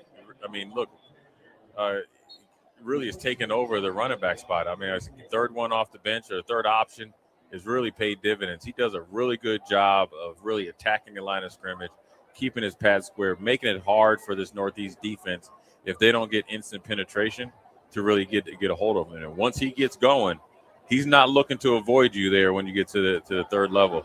He's trying to run you over and deliver some punishment. One receiver to the far side, two backs in the backfield, two receivers down near us. Campbell up the middle, and Gertz is dropped. Deep into the backfield is Gavin White. Just a loss of 2, but a little bit of a ragdoll there at the end of the play. Yeah, look, as much as, Gertz has been able to get off, you give him a little bit of a break. Here comes Campbell. Big number 71, Gavin White said, you know what? I haven't played much, but I'm going to make my presence known. And so good job there by Northeast getting a 2-yard loss there against a run that's really hurt them the last couple of series. This is where we've seen this, right? We see East get going a little bit. Northeast bow their neck some. East shoot themselves in the foot. Let's see if they're able to get out of their own way and possibly get some points on the board because they have a kicker that can make it for close to 50 yards. It's Campbell and Gertz in the backfield once again. It's a speed sprint out there for Grease. He brings it to the near side, cuts it up the field, avoids tacklers. He's got a first down and more. Brennan Grease started right, came back left. Gain of 13 or 15 yards on the run, rather. And now Lincoln East is inside the Rocket 30. Yeah, he could bring in Keebler. He's got a blown out little tire there. He's cramping up. But Grease right there did a really good job of getting outside the pocket. There was no hesitation that whether he was going to run or not. Got around the corner, got an explosive run. That's the attributes that he brings, right? Tough kid, physical kid, feisty. That's when he's at his best, running the football. Another illegal procedure penalty here for Lincoln East as they ran a man off late. Too many men in the huddle. Back him up 5 yards. It'll go from the 28 back to the 33, 1st and 15. Week 1 issues again rearing their head here for Lincoln East, Jay, and much more of these have happened with the sophomore quarterback Keebler. Yeah, well, he was sitting in. It was, I guess, his series off, and he'd been obviously in there. And look, it's a difference in cadence, difference in command of the huddle. He comes off the bench. But I think more importantly, they had a little bit of personnel issues. Who was on the ball, who's off the ball. And let's see if they can get it back going. You got Sutco, and I believe it's Cole down here to the near side. Cole down here.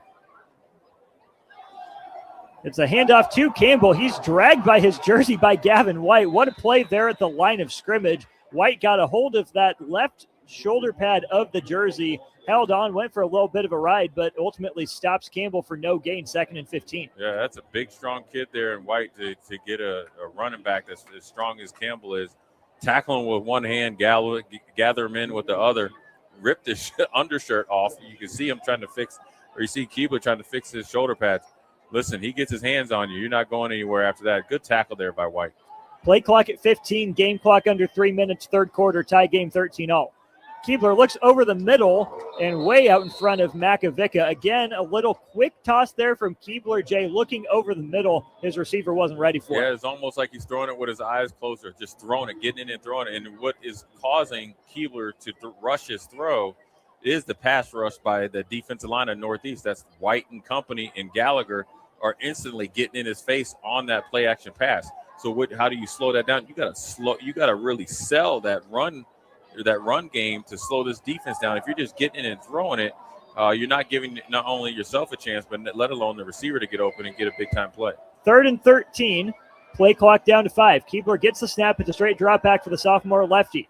Throws off balance over to Makovica, back to the original line of scrimmage. Makovica breaks tackles. He's ultimately brought down by Quincy Montoya. Nice tackle on the perimeter there, setting up 4th and 8.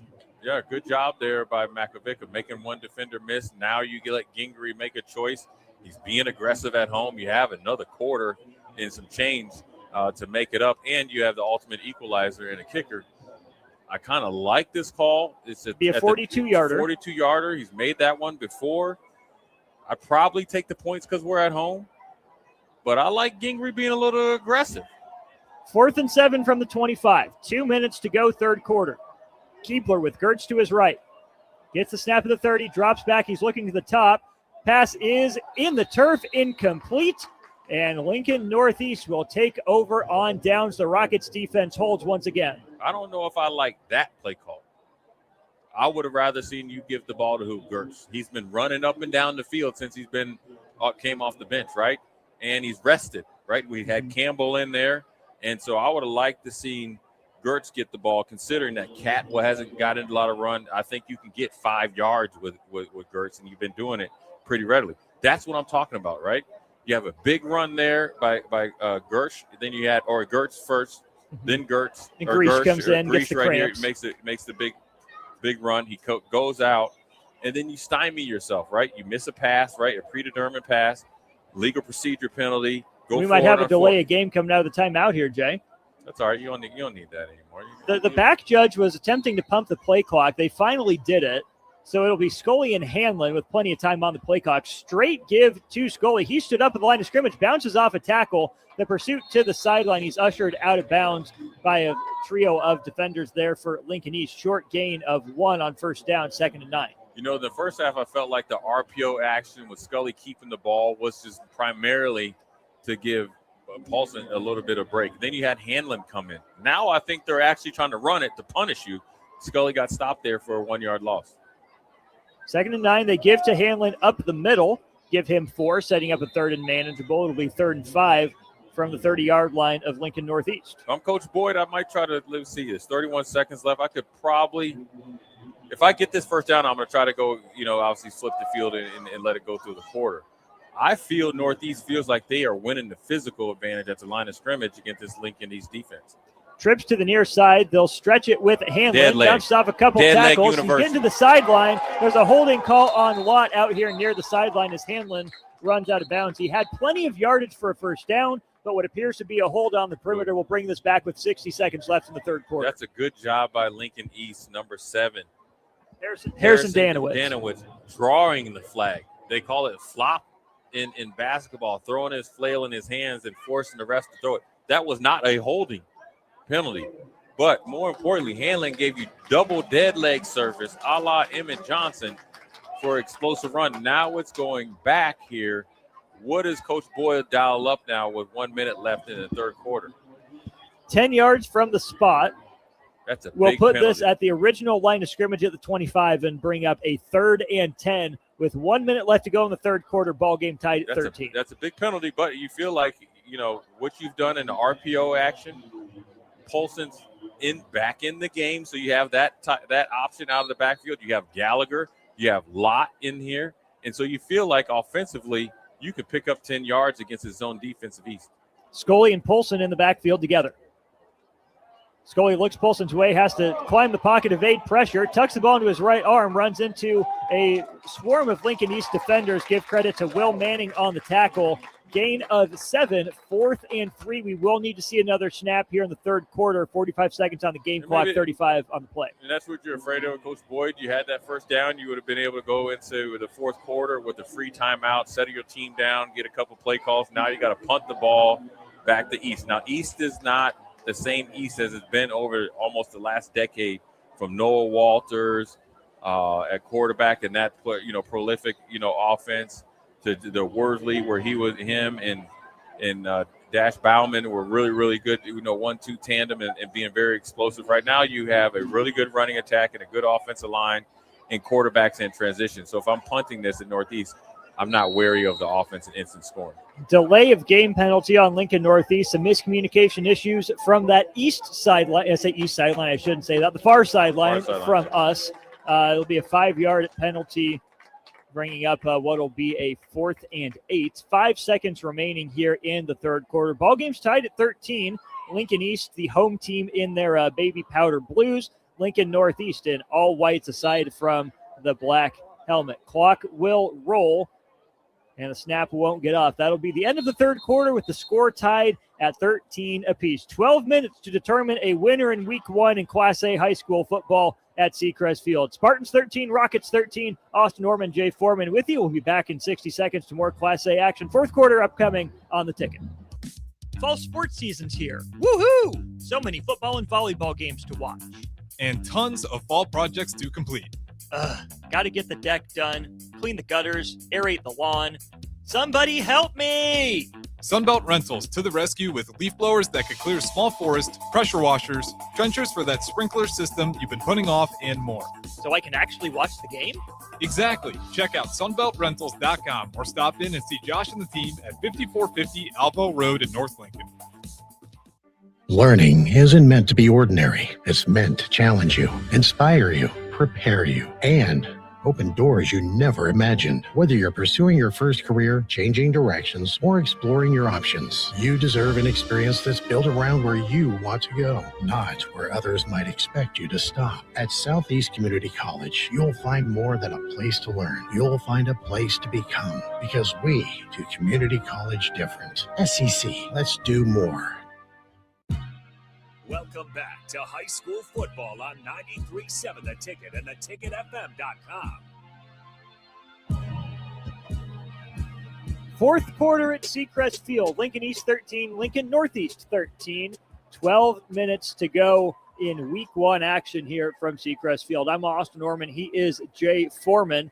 12 minutes to decide a winner, Jay. We've seen explosive plays both ways. We've seen some gaffes, some miscommunications both ways. How much of this fourth quarter is the big things versus the little things for either side? Yeah, it's both teams. I mean, I've taken each are taking their fair chances of, wrapping up Christmas gifts and giving it to their opposing team. And so now it's going to come down to, who can keep the ball, not turn it over, who can make timely, first downs, and then more importantly, who can stay out of their own way. And both teams have struggled with doing that. And that's why you have a 13-13 tie. But even if the game's been kind of sloppy, which you expect in the first week or two, it's a really, really competitive game. Bad punt under no pressure. It's a low line drive taken by Gertz. He tries to reverse field, takes the punt about the 45-yard line of Lincoln East. He crosses into Rocket territory, 9 yards on the return, and Lincoln East will start at the 46-yard line of Lincoln Northeast. 8 seconds gone by fourth quarter. It was a 9-yard return by Gertz, but I think if you could have the hidden yards that he was able to gain by not allowing the ball to hit the ground and really, get a northeast bounce and maybe end up at their own 20, is a really, really heads-up play by him. But then more importantly, it was a good job on the return as well. It is Thad Keebler in at quarterback. Greesh was being worked on for a long time on the sideline. He's got his helmet off. He's walking around right in front of us. Keebler flanked by Gertz. He's going to swing it out to the side over the head of Sutko. Makes a nice running grab. Sutko slides to a knee after a gain of 4 on the catch. Give it to Sam Sutko. Lincoln East on schedule to begin the drive. Yeah, Sutko didn't like the trajectory on that ball. You throw that across the middle, you'd be over there in Bryan East. And so, Sutko also did a good job of making a little bit of something out of nothing, but he's wisely got down because Lott was coming out of the safety spot a la Ronnie Lott. My wife is off duty tonight. I cannot vouch for the quality of care with her not at work. Shout out to all our healthcare professionals. Been a pretty clean game aside from the cramps here in week one for both teams. Keebler claps his hand. Now we got a false start. Gertz was leaning forward at the snap, jumped about a yard forward.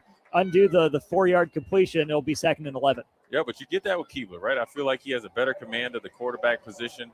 Oh, no. That was against the offense. I stand corrected. Maybe he was too good. He thought he was going to draw the defense offside. He got to jump from the offensive tackle or guard there. And the running back. Gertz was leaning forward. Yeah, sometimes I felt like Keebler does a really good job of the hand claps, the body language, a la Peyton Manning, when you're trying to really try to get him to jump off sides. Unfortunately, probably too good right there. Worked against him. Breaking in a new starter. Gertz gets the ball after he commits the false start. He'll get that yardage back. So it'll be 3rd and 7 for the Spartans. Northeast has done a good job of whenever Lincoln East has made some, progress in whether it's explosive play, first downs, they really hung in there. And then East is kind of giving it back to them. And now you have a 3rd and 7 here at about almost in negative, or it's on negative territory. If they can hold them here, force East to punt. Now you think we can almost make a game-winning drive here. Keebler with 10 on the play clock. Fakes it to Gertz. He swings it out to the top of the screen. Making the catch is number 4, Cole, dancing near the first down marker. Good Appears job. he'll be just shy, setting up a 4th and short decision time for the Spartans. Yeah, there's no decision there for Ginger. You feel like you have a bigger, stronger offensive line. You could bring Cat off there. You can bring Manning. But you know what? Gertz has done a really good job. I'm running this now to not only set the tone, but then also continue to drive down the field and try to get out of our own way and get at least a shot at a field goal. I wouldn't have called a timeout there. Timeout being taken by Lincoln East. Right, 4th and 1 on the 36, just need over a 2 timeout minutes there. gone by. We know what we're doing. We know exactly what we're doing. Now, unless you want to get, maybe get Katz in there and get Manning in there and get your kind of all your whole physical, group in there, short yardage, 22 personnel. That's not really in East, wheelhouse, or better yet, playbook. Is it worth taking a look at Grease? She's on the sideline walking around with a water bottle, probably the more mobile quarterback. If you're going to try to do RPO, but I don't really like side to side. When you've been winning it going straight ahead with Kurtz, you've been winning it going straight ahead with Cat. You've been winning it, even though in the short spurts, going straight ahead with Campbell. You feel like you can lean on Northeast for 1 yard. I think Cat is in the game. So I think anytime that you can, you take the ball out of your best players, and Gertz is on the sideline, Cat is in the game. You feel like you got your big old fullback there that's been resting essentially for the last two quarters as far as running the ball offensively. You feel like you can get this first down, but you also tell on yourself. And now a flag. When you bring him into the game. Delay a game. Illegal substitution once again. That's the fourth or fifth time here, Jay. That's why I say you don't need to get cute. It's 4th and 1. You've been running the football straight ahead, inside, outside zone, and I just call it gut, just right up the gut with ease. And you need 1 yard. Your worst run has only been when you've been trying to go side to side or get cute, and now you have to punt the ball. So again, as you start to, accumulate, what do we say? It comes down to the small things. It's not even the small thing. It's the biggest thing out there we have going on, Austin. Get out of your own way. And so now if I'm Coach Boyd, I feel like I got a free timeout, a little bit of energy right there. Let's get our Paulson back going. Let's see what we do with the football. Meaves on to punt. Gallagher runs into him at the end, just kind of grazes him. Ball will bounce on the right hash inside the 15 down to the 13-yard line. So Lincoln East will end up flipping the field, but perhaps a missed opportunity for the Spartans. Jane, a chance for Lincoln Northeast to chew up some clock and drive the length of the field here to retake the lead. Yeah, and Lincoln East had a chance to do so as well. You get a first down, you're at the, around the 30-some yard line. You have 30 more yards before you get to pay dirt and really bleed this clock. Instead, you come in, you call a timeout, let them, adjust or kind of really assume what you're going to do, and then you shoot yourself in the foot and you end up punting the ball. I really liked if you went for a 4th down. Now, I'm not the coach. I'm up here in the booth, but let's see what Northeast does with this, I guess I wouldn't call it a full Christmas present, but definitely something that is definitely into their advantage, and see if they can take advantage of it. Don't look a gift horse in the mouth. The opportunity is 87 yards away. Give to Hanlon on first down. Keeps the legs churning. Carry of 5 on first down, maybe 4. So they spot him just shy. So carry of 4, he's across the 15 to the 17 on first down, 2nd and 6. How much of a luxury is it for Coach Boyd over there to rest Paulson, one of your best defensive players, and probably your best overall player with him in Lott. And, they got a lot of really good players. You can bring in Hanlon to run the ball. Scully hustles up to the line. He's going under center. Just kidding. He faked it. He'll head back to the shotgun formation. Hanlon now moves to the pistol. This is a run. Tight end is Gallagher up the right side to the field. Twins that way. They run it that way. Hanlon breaks through the line. He's got a first down and a few more. Gain of 7. First down, Rockets out to the 25-yard line. Austin, you know why you do that is because you feel like physically you have control of the game. And then more importantly, you feel mentally you have control of the game, that you can go under center, shotgun. Ball's on the carpet. Get cute. Northeast falls on it. Turn around, get a first down, and put it on the carpet. I was just making a point, giving you credit. You got to be stingier with your praise, Jay Foreman. Yeah, now, Scully, you can't listen, man. There's telepathy out here, my brother. You got to keep it going. But, really, when you do things like that, taking your time, you feel like you already have something already that you can go back to. When the running back gets back at 7 yards, they're coming right at you, and they were able to get the first down. Disaster avoided for Lincoln Northeast. They put it on the carpet a couple times in the first half that led directly to 10 points for Lincoln East. They recover. It's a loss of only 2. It's a straight drop back for Scully. Swings it out to the side. Dropped by Gallagher, but he was lit up along that far sideline. Chase Cole laid the boom. Yeah, Chase Cole sitting over there in that squat corner in that cover 2. You ran a flat, a slant flat combination. That's an old school 1983 combination. Against that zone, that flat is not going to be open initially. you got to really, move the defender, and you played it right to his hands. Gallagher's lucky he's not, hurt there, but a good job there by the corner for East. Runs of 5 and 7 gave the Rockets a first down. A botched snap and incompletion. They're facing 3rd and 12. Scully up that far sideline. He's got his receiver. It's off the hands of Julian McDonald. A missed opportunity for Lincoln Northeast as McDonald had beat the defense over the top. Scully led him just a hair too far. Yeah, Chase Cole came up and ran, made a play right there before, a big hit there on Gallagher. They got him with a little bit of a double move, a little hezzy off the line of scrimmage, hit him with the jets just off the fingertips. We talked about it in the first quarter. Scully, I like his placement of the ball. He's putting it right there for his receivers, just a little bit off. East just lives to fight another day, and that's maybe why Gingrey feels it. He feels like they're the more veteran staff. They've been in these games before. He's been coaching for almost like 40 years, it seems like. Not even that. No way, because I would have been 10 years old. So ever since I've been in college, he's been here, been the head coach. He's been in these games before where this is new for Northeast. He can devil in being uncomfortable here. High snap corralled by the punter. That's number 31, Chance Hilkery. We'll get the ball beyond midfield. So from the 23-yard line out to the 47-yard line of Lincoln East is where the Spartans will take over. 4 minutes gone by fourth quarter. Ross Norman, Jay Foreman with you from Seacrest Field. It's 13-13 between Lincoln East and Lincoln Northeast. Running onto the field at quarterback is Keebler. Big drive for the first-year starter, the sophomore southpaw. Yeah, this is where he can get his experience, but then also get some notoriety here. You got to take this ball over a little bit over 53 yards to try to pay dirt or to get a field goal attempt. And then you have a stingy Northeast defense here trying to stop you from doing so. Campbell and Gertz in the backfield. Snap trickles to Gertz, making something out of nothing. Yeah, Gertz gets a first down carry. His wide receiver, Danowitz, if he gets a block on the safety, Gertz might have run that one in. Yeah, you know what sometimes happens when you fumble snaps and it goes to the running back, everybody stops. You saw Khalif Barfield come in there. Probably could have had a tackle for loss for 4 or 5 yards.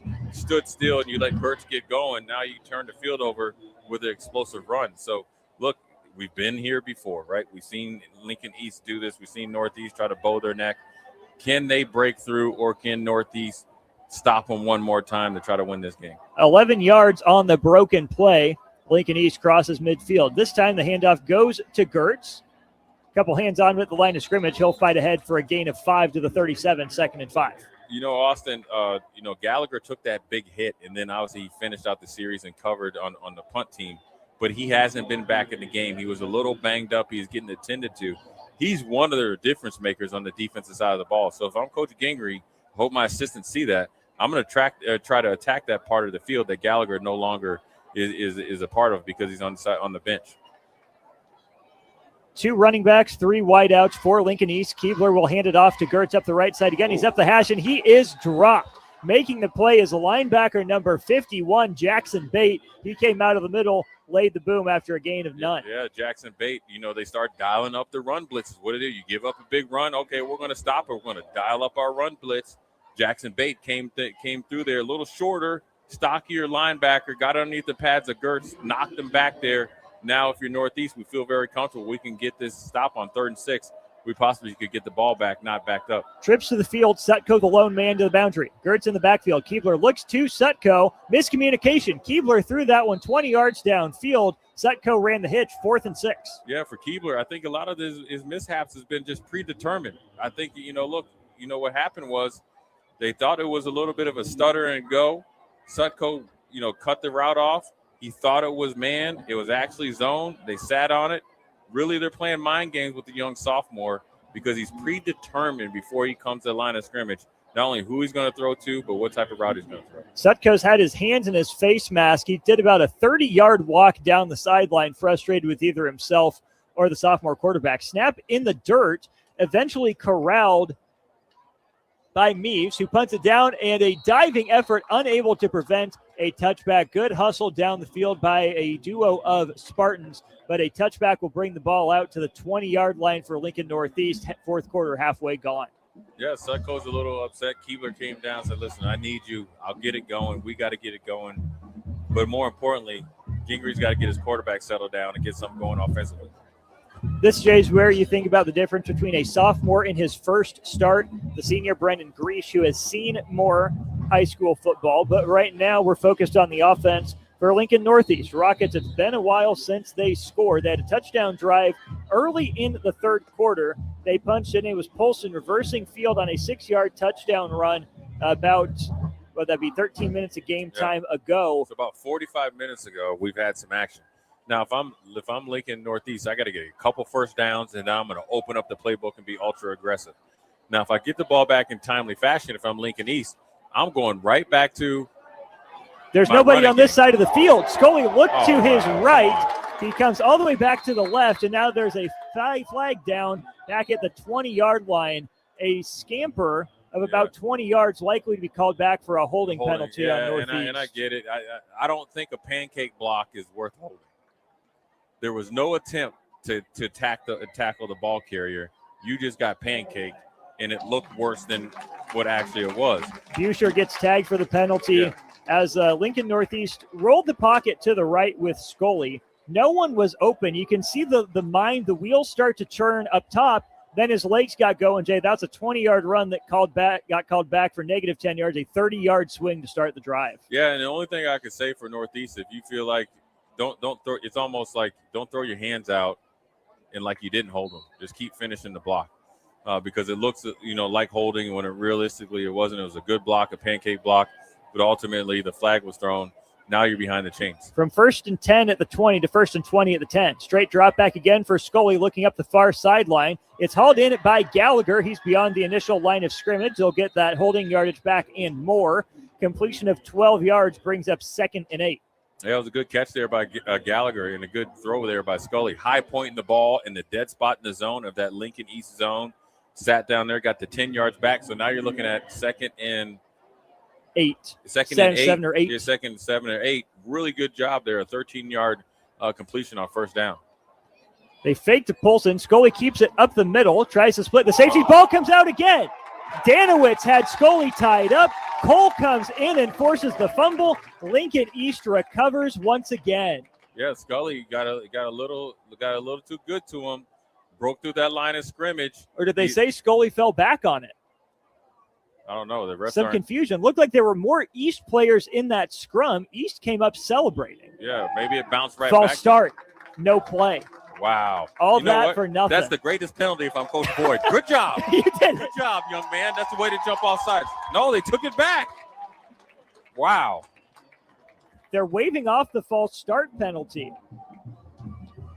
Unless this was illegal motion, but either way, Jay, it's before the snap. Before and so the snap, the the play should dead. have been dead. Yeah, you know what happened is I think they forgot to blow their whistle. Threw the flag, forgot to blow their whistle, and so maybe a technicality, they got to let the play go. Man, that is a huge turn of events there. And he's trying to explain it to Coach Boyd. Coach Boyd is not trying to hear it. Listen, whatever play you called or penalty you called, the play should have been blown dead. Now, more importantly, I'm telling Scully, we should not be fumbling the ball after a 10-yard gain. But realistically, for the refs, we cannot do that. But ultimately, the Lincoln East has the ball back. It's interesting. Lincoln East ball, the 37-yard line. It's Greash back in the game. Bad snap. He picks it up from his ankles. Runs toward that Lincoln Northeast sideline. Gain of 7 on first down. It'll be 2nd and 3. So again, to reset the scene, Lincoln Northeast commits a pre-snap penalty.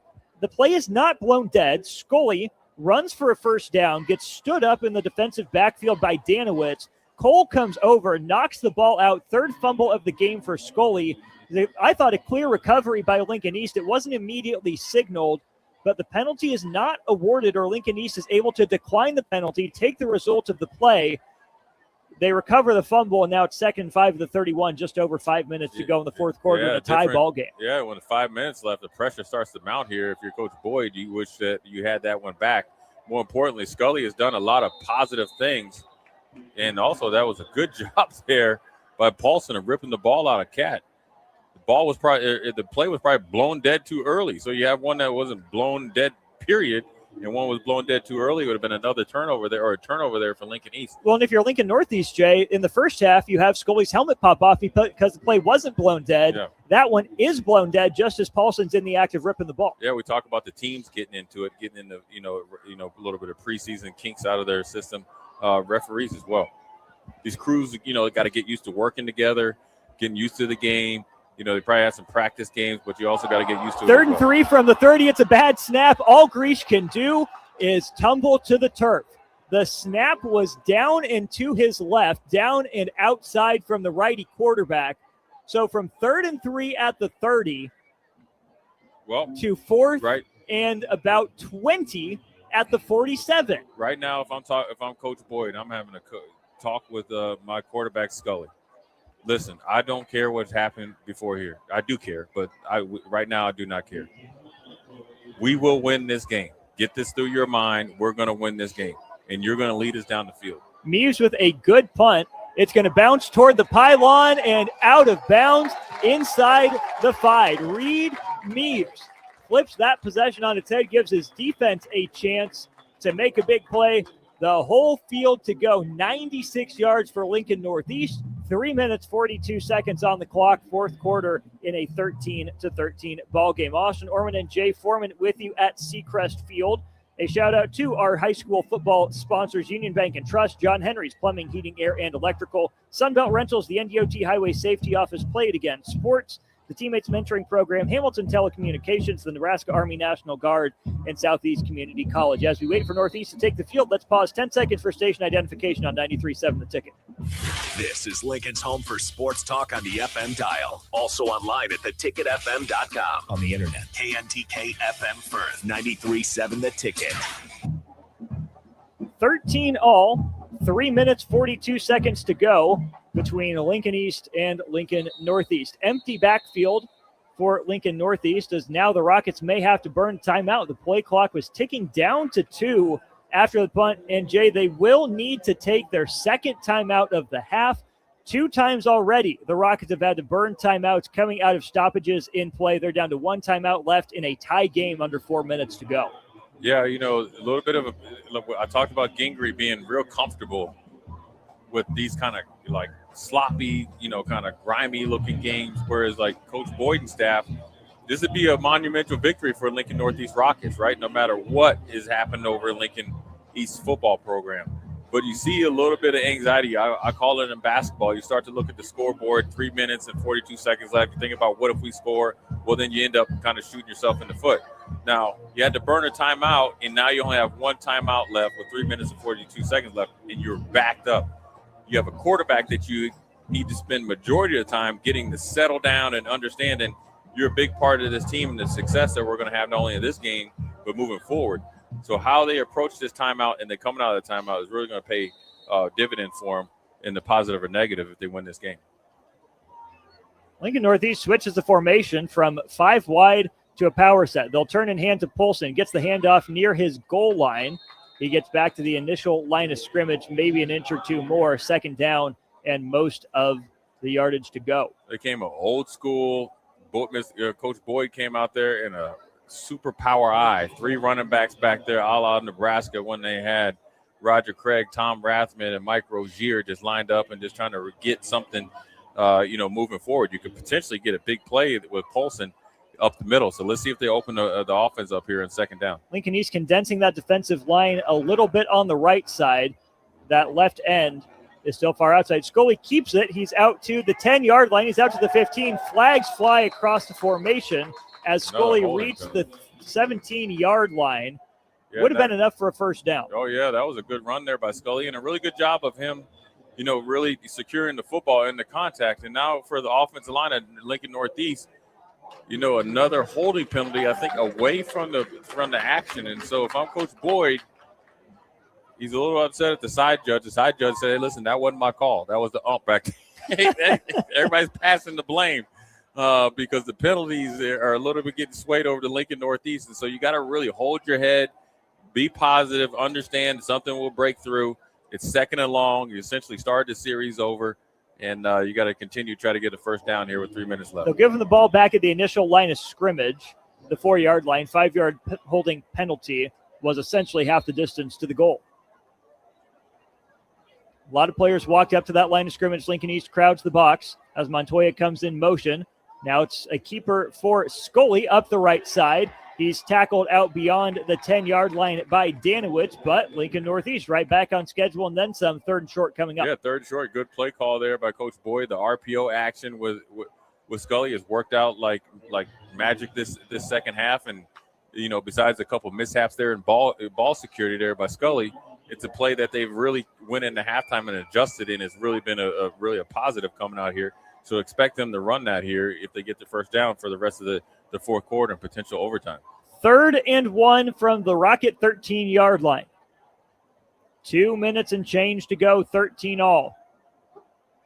Scully awaits the snap as he sends a receiver in motion. Turn and give to Polson. Polson met at the line of scrimmage. He'll lean forward for the first down. He didn't get much past the 14, but that's all he needed to reach. First down for the Rockets, 2:03 to go, 4th quarter. Big physical run by the big running back there by Polson. You give it to your best player when you need it. The Rockets are on the move trying to win this game. 1st and 10 from their 14-yard line. Under 2 minutes to go, 4th quarter at Seacrest.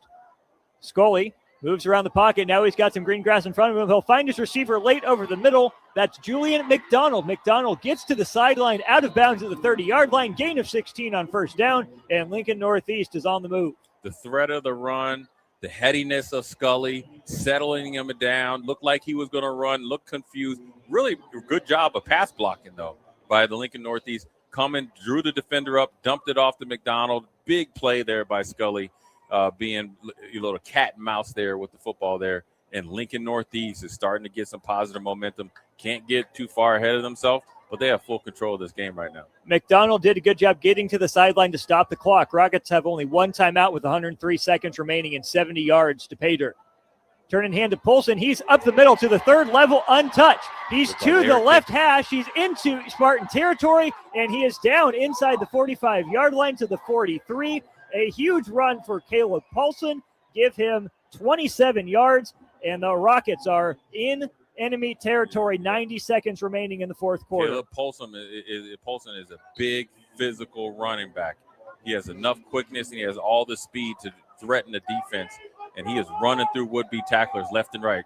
Give it to Polson again. He reaches forward for a gain of 3 up to the 40-yard line. 2nd and 7. 1 minute, 15 seconds remaining, 4th quarter. Yeah, you could just take your time and keep trying to bleed the clock, get it a little bit closer, give it to you in field goal range, show us complete confidence in August Holstein, the kicker wide receiver from Northeast. You probably want to get another 10 to 15 yards, and you're cooking with peanut oil as far as getting 3 points to win the walk-off win here. Scully looks up the far sideline. They'll drop it off to McDonald. McDonald gets to the middle of the field. He's got a first down and more. Julian McDonald inside the 30, down near the 25. First down, Rockets. Julian McDonald's out there giving out dead legs and breaking ankles. Not only did it, he got head up with him, gave him a little basketball, hezzy, in and out, dead leg, up the sideline. Then the heady play, Austin. Once you got to the sideline, I'm just going to dip out of bounds and give me some more time for you guys to recover after I just broke your ankles. Good job there. Ball down to the 27-yard line, and 2 Spartans are down on the turf with cramps. Let's step aside, bring it right back to Seacrest in 60 seconds on 93.7 The Ticket. Imagine if the people who work at your bank were neighbors who could help with a home loan. Congratulations, you're approved. Or friends who love to shop local. Have a good one. At UBT, who you work with matters just as much as what you're working toward. Hey, thanks for helping. That's why your money has more than a banker. It has people. Union Bank and Trust. Member FDIC. Want to make the easy call? Call John Henry's. From leaky pipes to a broken AC, flickering lights to furnace fights, even drains and duct cleaning, we've got it handled. Plumbing, heating, air, and electrical, all under one trusted roof. Proudly serving homes across Lincoln, Omaha, and surrounding areas, and ready 24/7. Visit calljh.com or call John Henry's. 435-5555. John Henry's Plumbing, Heating and Air, and Electrical. Welcome back to high school football on 93.7 The Ticket and theticketfm.com.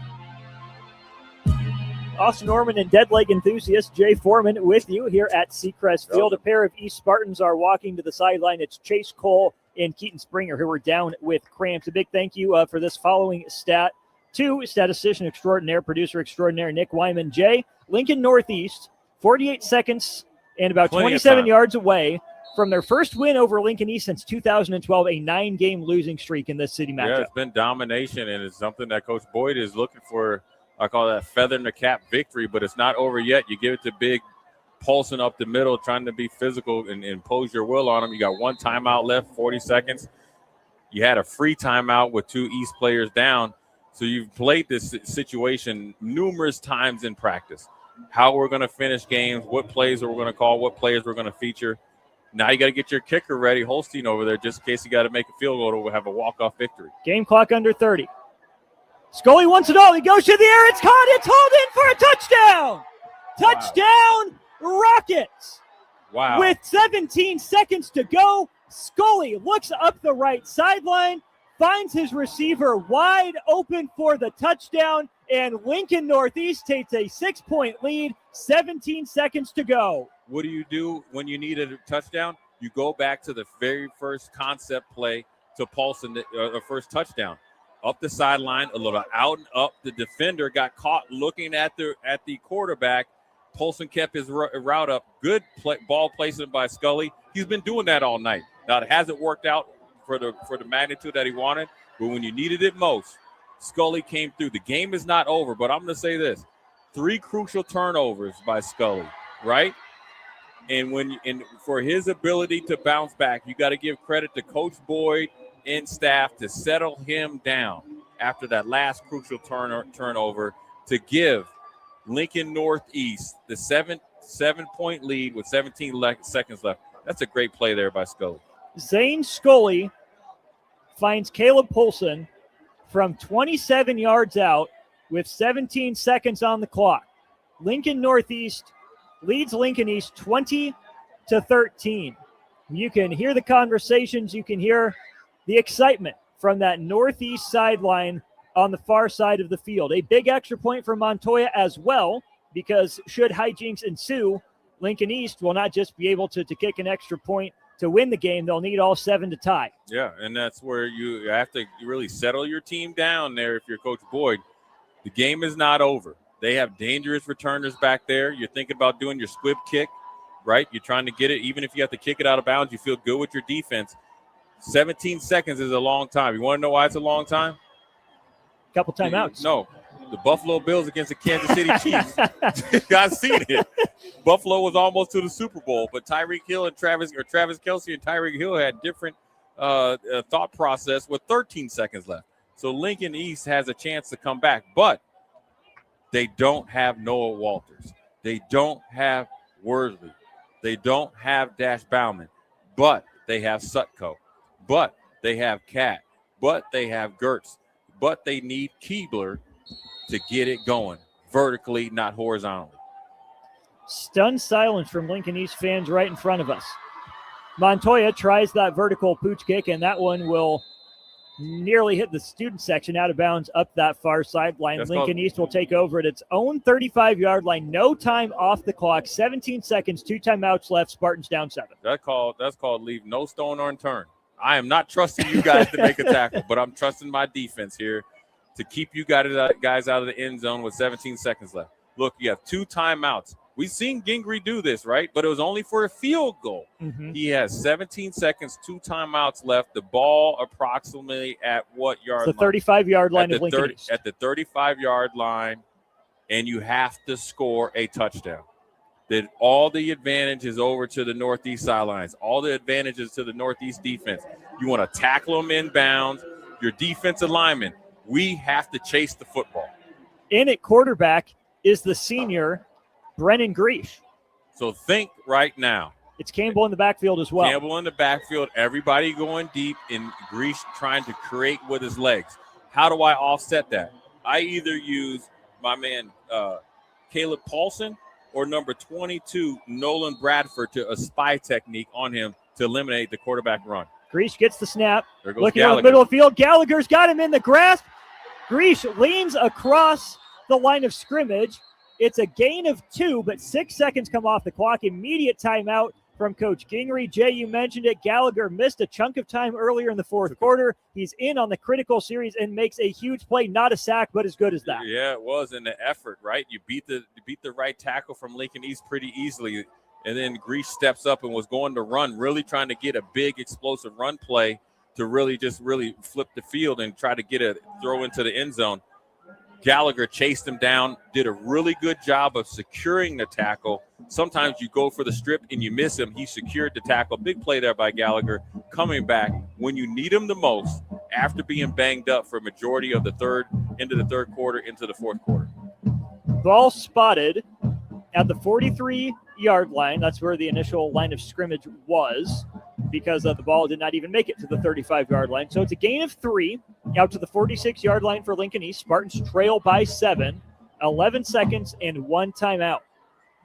Jay, how close does East have to get in a play, maybe 2, for Keebler to come in and attempt to throw it as far as he can? Well, I mean, he could throw it to the end zone probably from the 50 on in. 40, I really like it. 35, I'm really feeling comfortable with it. But right now, they got to execute maybe something like a hook and ladder. They got to get a completion and get a play. Grease rolls right and nearly intercepted by Montoya as Grease rolled out to his right, looking for Harrison Danowitz up the near sideline. 5 seconds off the clock. Montoya had his eyes on pay there. He was taking that one back had he been able to corral it. But now we have a late flag. What are they doing? From our white hat. The flag is out at the 44-yard line. Coach Boyd is at the numbers at midfield. Unsportsmanlike conduct on Lincoln Northeast. That's not a good call. They thought they were celebrating. They actually have a defensive call that is kind of like a bird. Like, you know what? At this point, you got to win this game. Is something that you have to, a learning experience here for Lincoln Northeast. If it doesn't work out for them or they're able to tie the game, is that you can't do those bonehead penalties. How many times have we heard Matt Rule talk about playing winning football? One of the things he had to do is spend probably the last 18 months or the first 18 months of his tenure getting Nebraska out of their own way. 6 seconds in the game. Keebler in the pocket. He throws it over the middle, knocked away, incomplete, but 2 seconds on the clock. It's Caleb Polson again getting a hand on it. Lincoln East was going for a quick gain, getting down, taking immediate timeout. They will have one last opportunity. Coach Boyd is far on the field, directing his players toward that end zone, that goal line that they're protecting. Yeah, but the timeout by Lincoln East to talk things over. They'll take their last timeout. 2 seconds on the clock. They're the 39-yard line, trailing 20-17. The thing that they're able to do, though, is they have Gallagher, they have White on the defensive front, being able to rush the passer. Now, Coach Boyd has to do an excellent job of getting these guys corralled. There's 2 seconds left of them making history, right? Since first win since 2012. Since 2012. So you're looking at 14 years, and you have an established program against a program that has pretty been in the doormat for in the city. And as far as their rankings, every year Northeast has never thought about of being in the race. But Coach Boyd changed the culture since he's been there.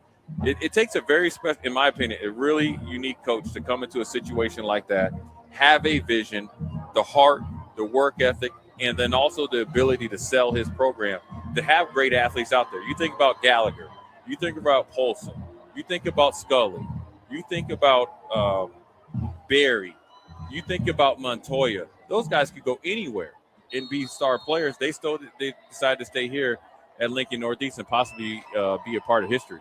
Final snap of the game. Keebler, given time, he's dancing around. He's back beyond midfield, throws it off his back foot to grass, and for the first time in 9 games, for the first time in 14 seasons, Lincoln Northeast knocks off Lincoln East. 20-13, the final score here at Seacrest. Lincoln Northeast moves to 1-0. Lincoln East drops to 0-1. A jubilation for Lincoln Northeast. Their fans are stomping and clapping. Jay, the majority of the players are down in that south end zone. Lincoln East is lined up shaking hands with a handful of players, but for the first time in 14 years, Lincoln Northeast takes down Lincoln East in a city battle. Yeah, you know what? We make no bones about it. From the very first, play or very first snap, in the first quarter. I just felt like, Northeast was the better team. They felt like they were better coached. They were probably more physical.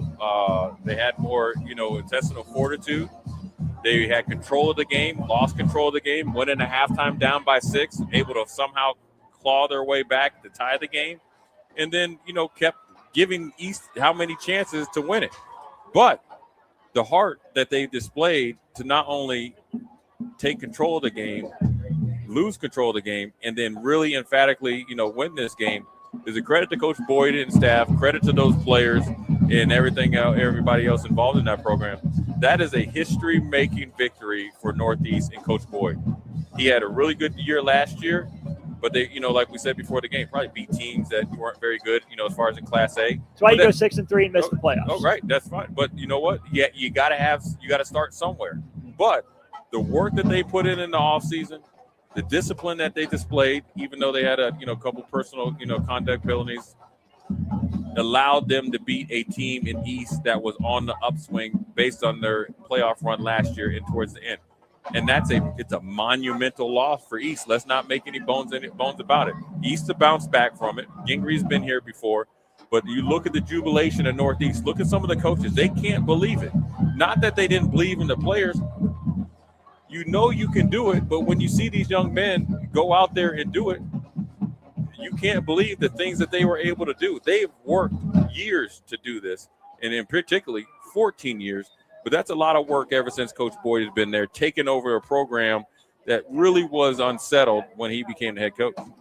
The final score is Lincoln Northeast 20 and Lincoln East 13. It was explosive plays early on, Jay, for Lincoln Northeast that got the Rockets moving, finding a little bit of rhythm offensively. They trailed it 13-7 at halftime, and then it was ground and pound for the Spartans. They gave Scully a bunch of carries. They trusted Polson late. They went to him through the air for the first touchdown, for the final touchdown. But the defense pitches a shutout in the second half, keeping the Spartans off the scoreboard, giving the offense enough time to hang in there, put 13 points on the board, and win the game by a touchdown. Yeah, when the Spartans showed a little bit of life, they were able to bow their neck. They went right back to their run blitz. They let you run it for a little bit, but they had the ultimate equalizer, their kryptonite. They would come with their blitzes, and they would really sell out because they felt like Montoya and company, along with Lott, they can cover anybody that you have, including a guy with the skill set of Sutco.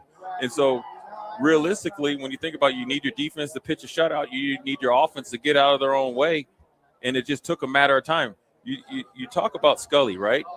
We talked about early. We threw a ball to the corner, and it was right there. He threw the back shoulder, was corner in the back shoulder fade on the other side, right there.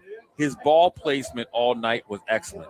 But then it paid off on the first touchdown, the same pass to Paulson on the wheel route. Then he was able to get Paulson to reverse his field to score another touchdown. Then when they needed it most, the heady play. It wasn't – now, obviously, you see the payoff with Paulson touchdown. It wasn't that. It was the play that he had when he scrambled, brought the defender up there, dumped it off to McDonald, was able to get a first down, then went back to the McDonald. Dead leg, ankle breaker play, essentially. And Jay Foreman's still hyped. I am still hyped. When you give somebody the hezzy, dead leg, and you break two ankles, get out of bounds to stop the clock, and you got a heady play, you've won Dead Leg University Award of the Week. Congratulations to the number 3, Julian McDonald, the two biggest plays of the game tonight, led by Scully, but then also the individual play, but the heady play to get out of bounds, save yourself a timeout, and keep that momentum going on. The game-winning drive for Lincoln Northeast began at their own 13-yard line. They go 87 yards in the final 2 minutes and change to win the football game against Lincoln East for the first time since 2012. Wow. He's Jay Foreman. I'm Austin Norman. A tip of the cap to Nick Wyman back in our 93.7 The Ticket studios. A big tip of the cap as well to our sponsors of high school football here on The Ticket. You've heard their advertisements all night. We would not be here without them, but we will be back tomorrow expecting another fantastic game between Lincoln Southeast and Millard West as the Wildcats will come to town to take on the Knights. For Nick Wyman, for Jay Foreman, this is Austin Norman signing off for tonight from Seacrest Field. Lincoln Northeast 20, Lincoln East 13. We'll talk to you again soon. Imagine if the people who work at your bank were neighbors who could help with a home loan. Congratulations. You're approved. or friends who love to shop local? Have a good one. At UBT, who you work with matters just as much as what you're working toward. Hey, thanks for helping. That's why your money has more than a banker. It has people. Union Bank and Trust. Equal housing lender. Member FDIC. Things that impair you come in many different shapes and sizes. Some are the shape of beer and liquor bottles. Others look like cigarettes but aren't cigarettes at all. These are the things we know impair us, the things our parents warned us about. What we're not always aware of is our new prescription or the over-the-counter medicine we picked up just for allergies or a bad cold. See, it doesn't just matter how much of a substance you take. If you are impaired, driving is deceptively dangerous. Don't drive impaired. Paid for by the NDOT Highway Safety Office. Want to make the easy call? Call John Henry's. From leaky pipes to a broken AC, flickering lights to furnace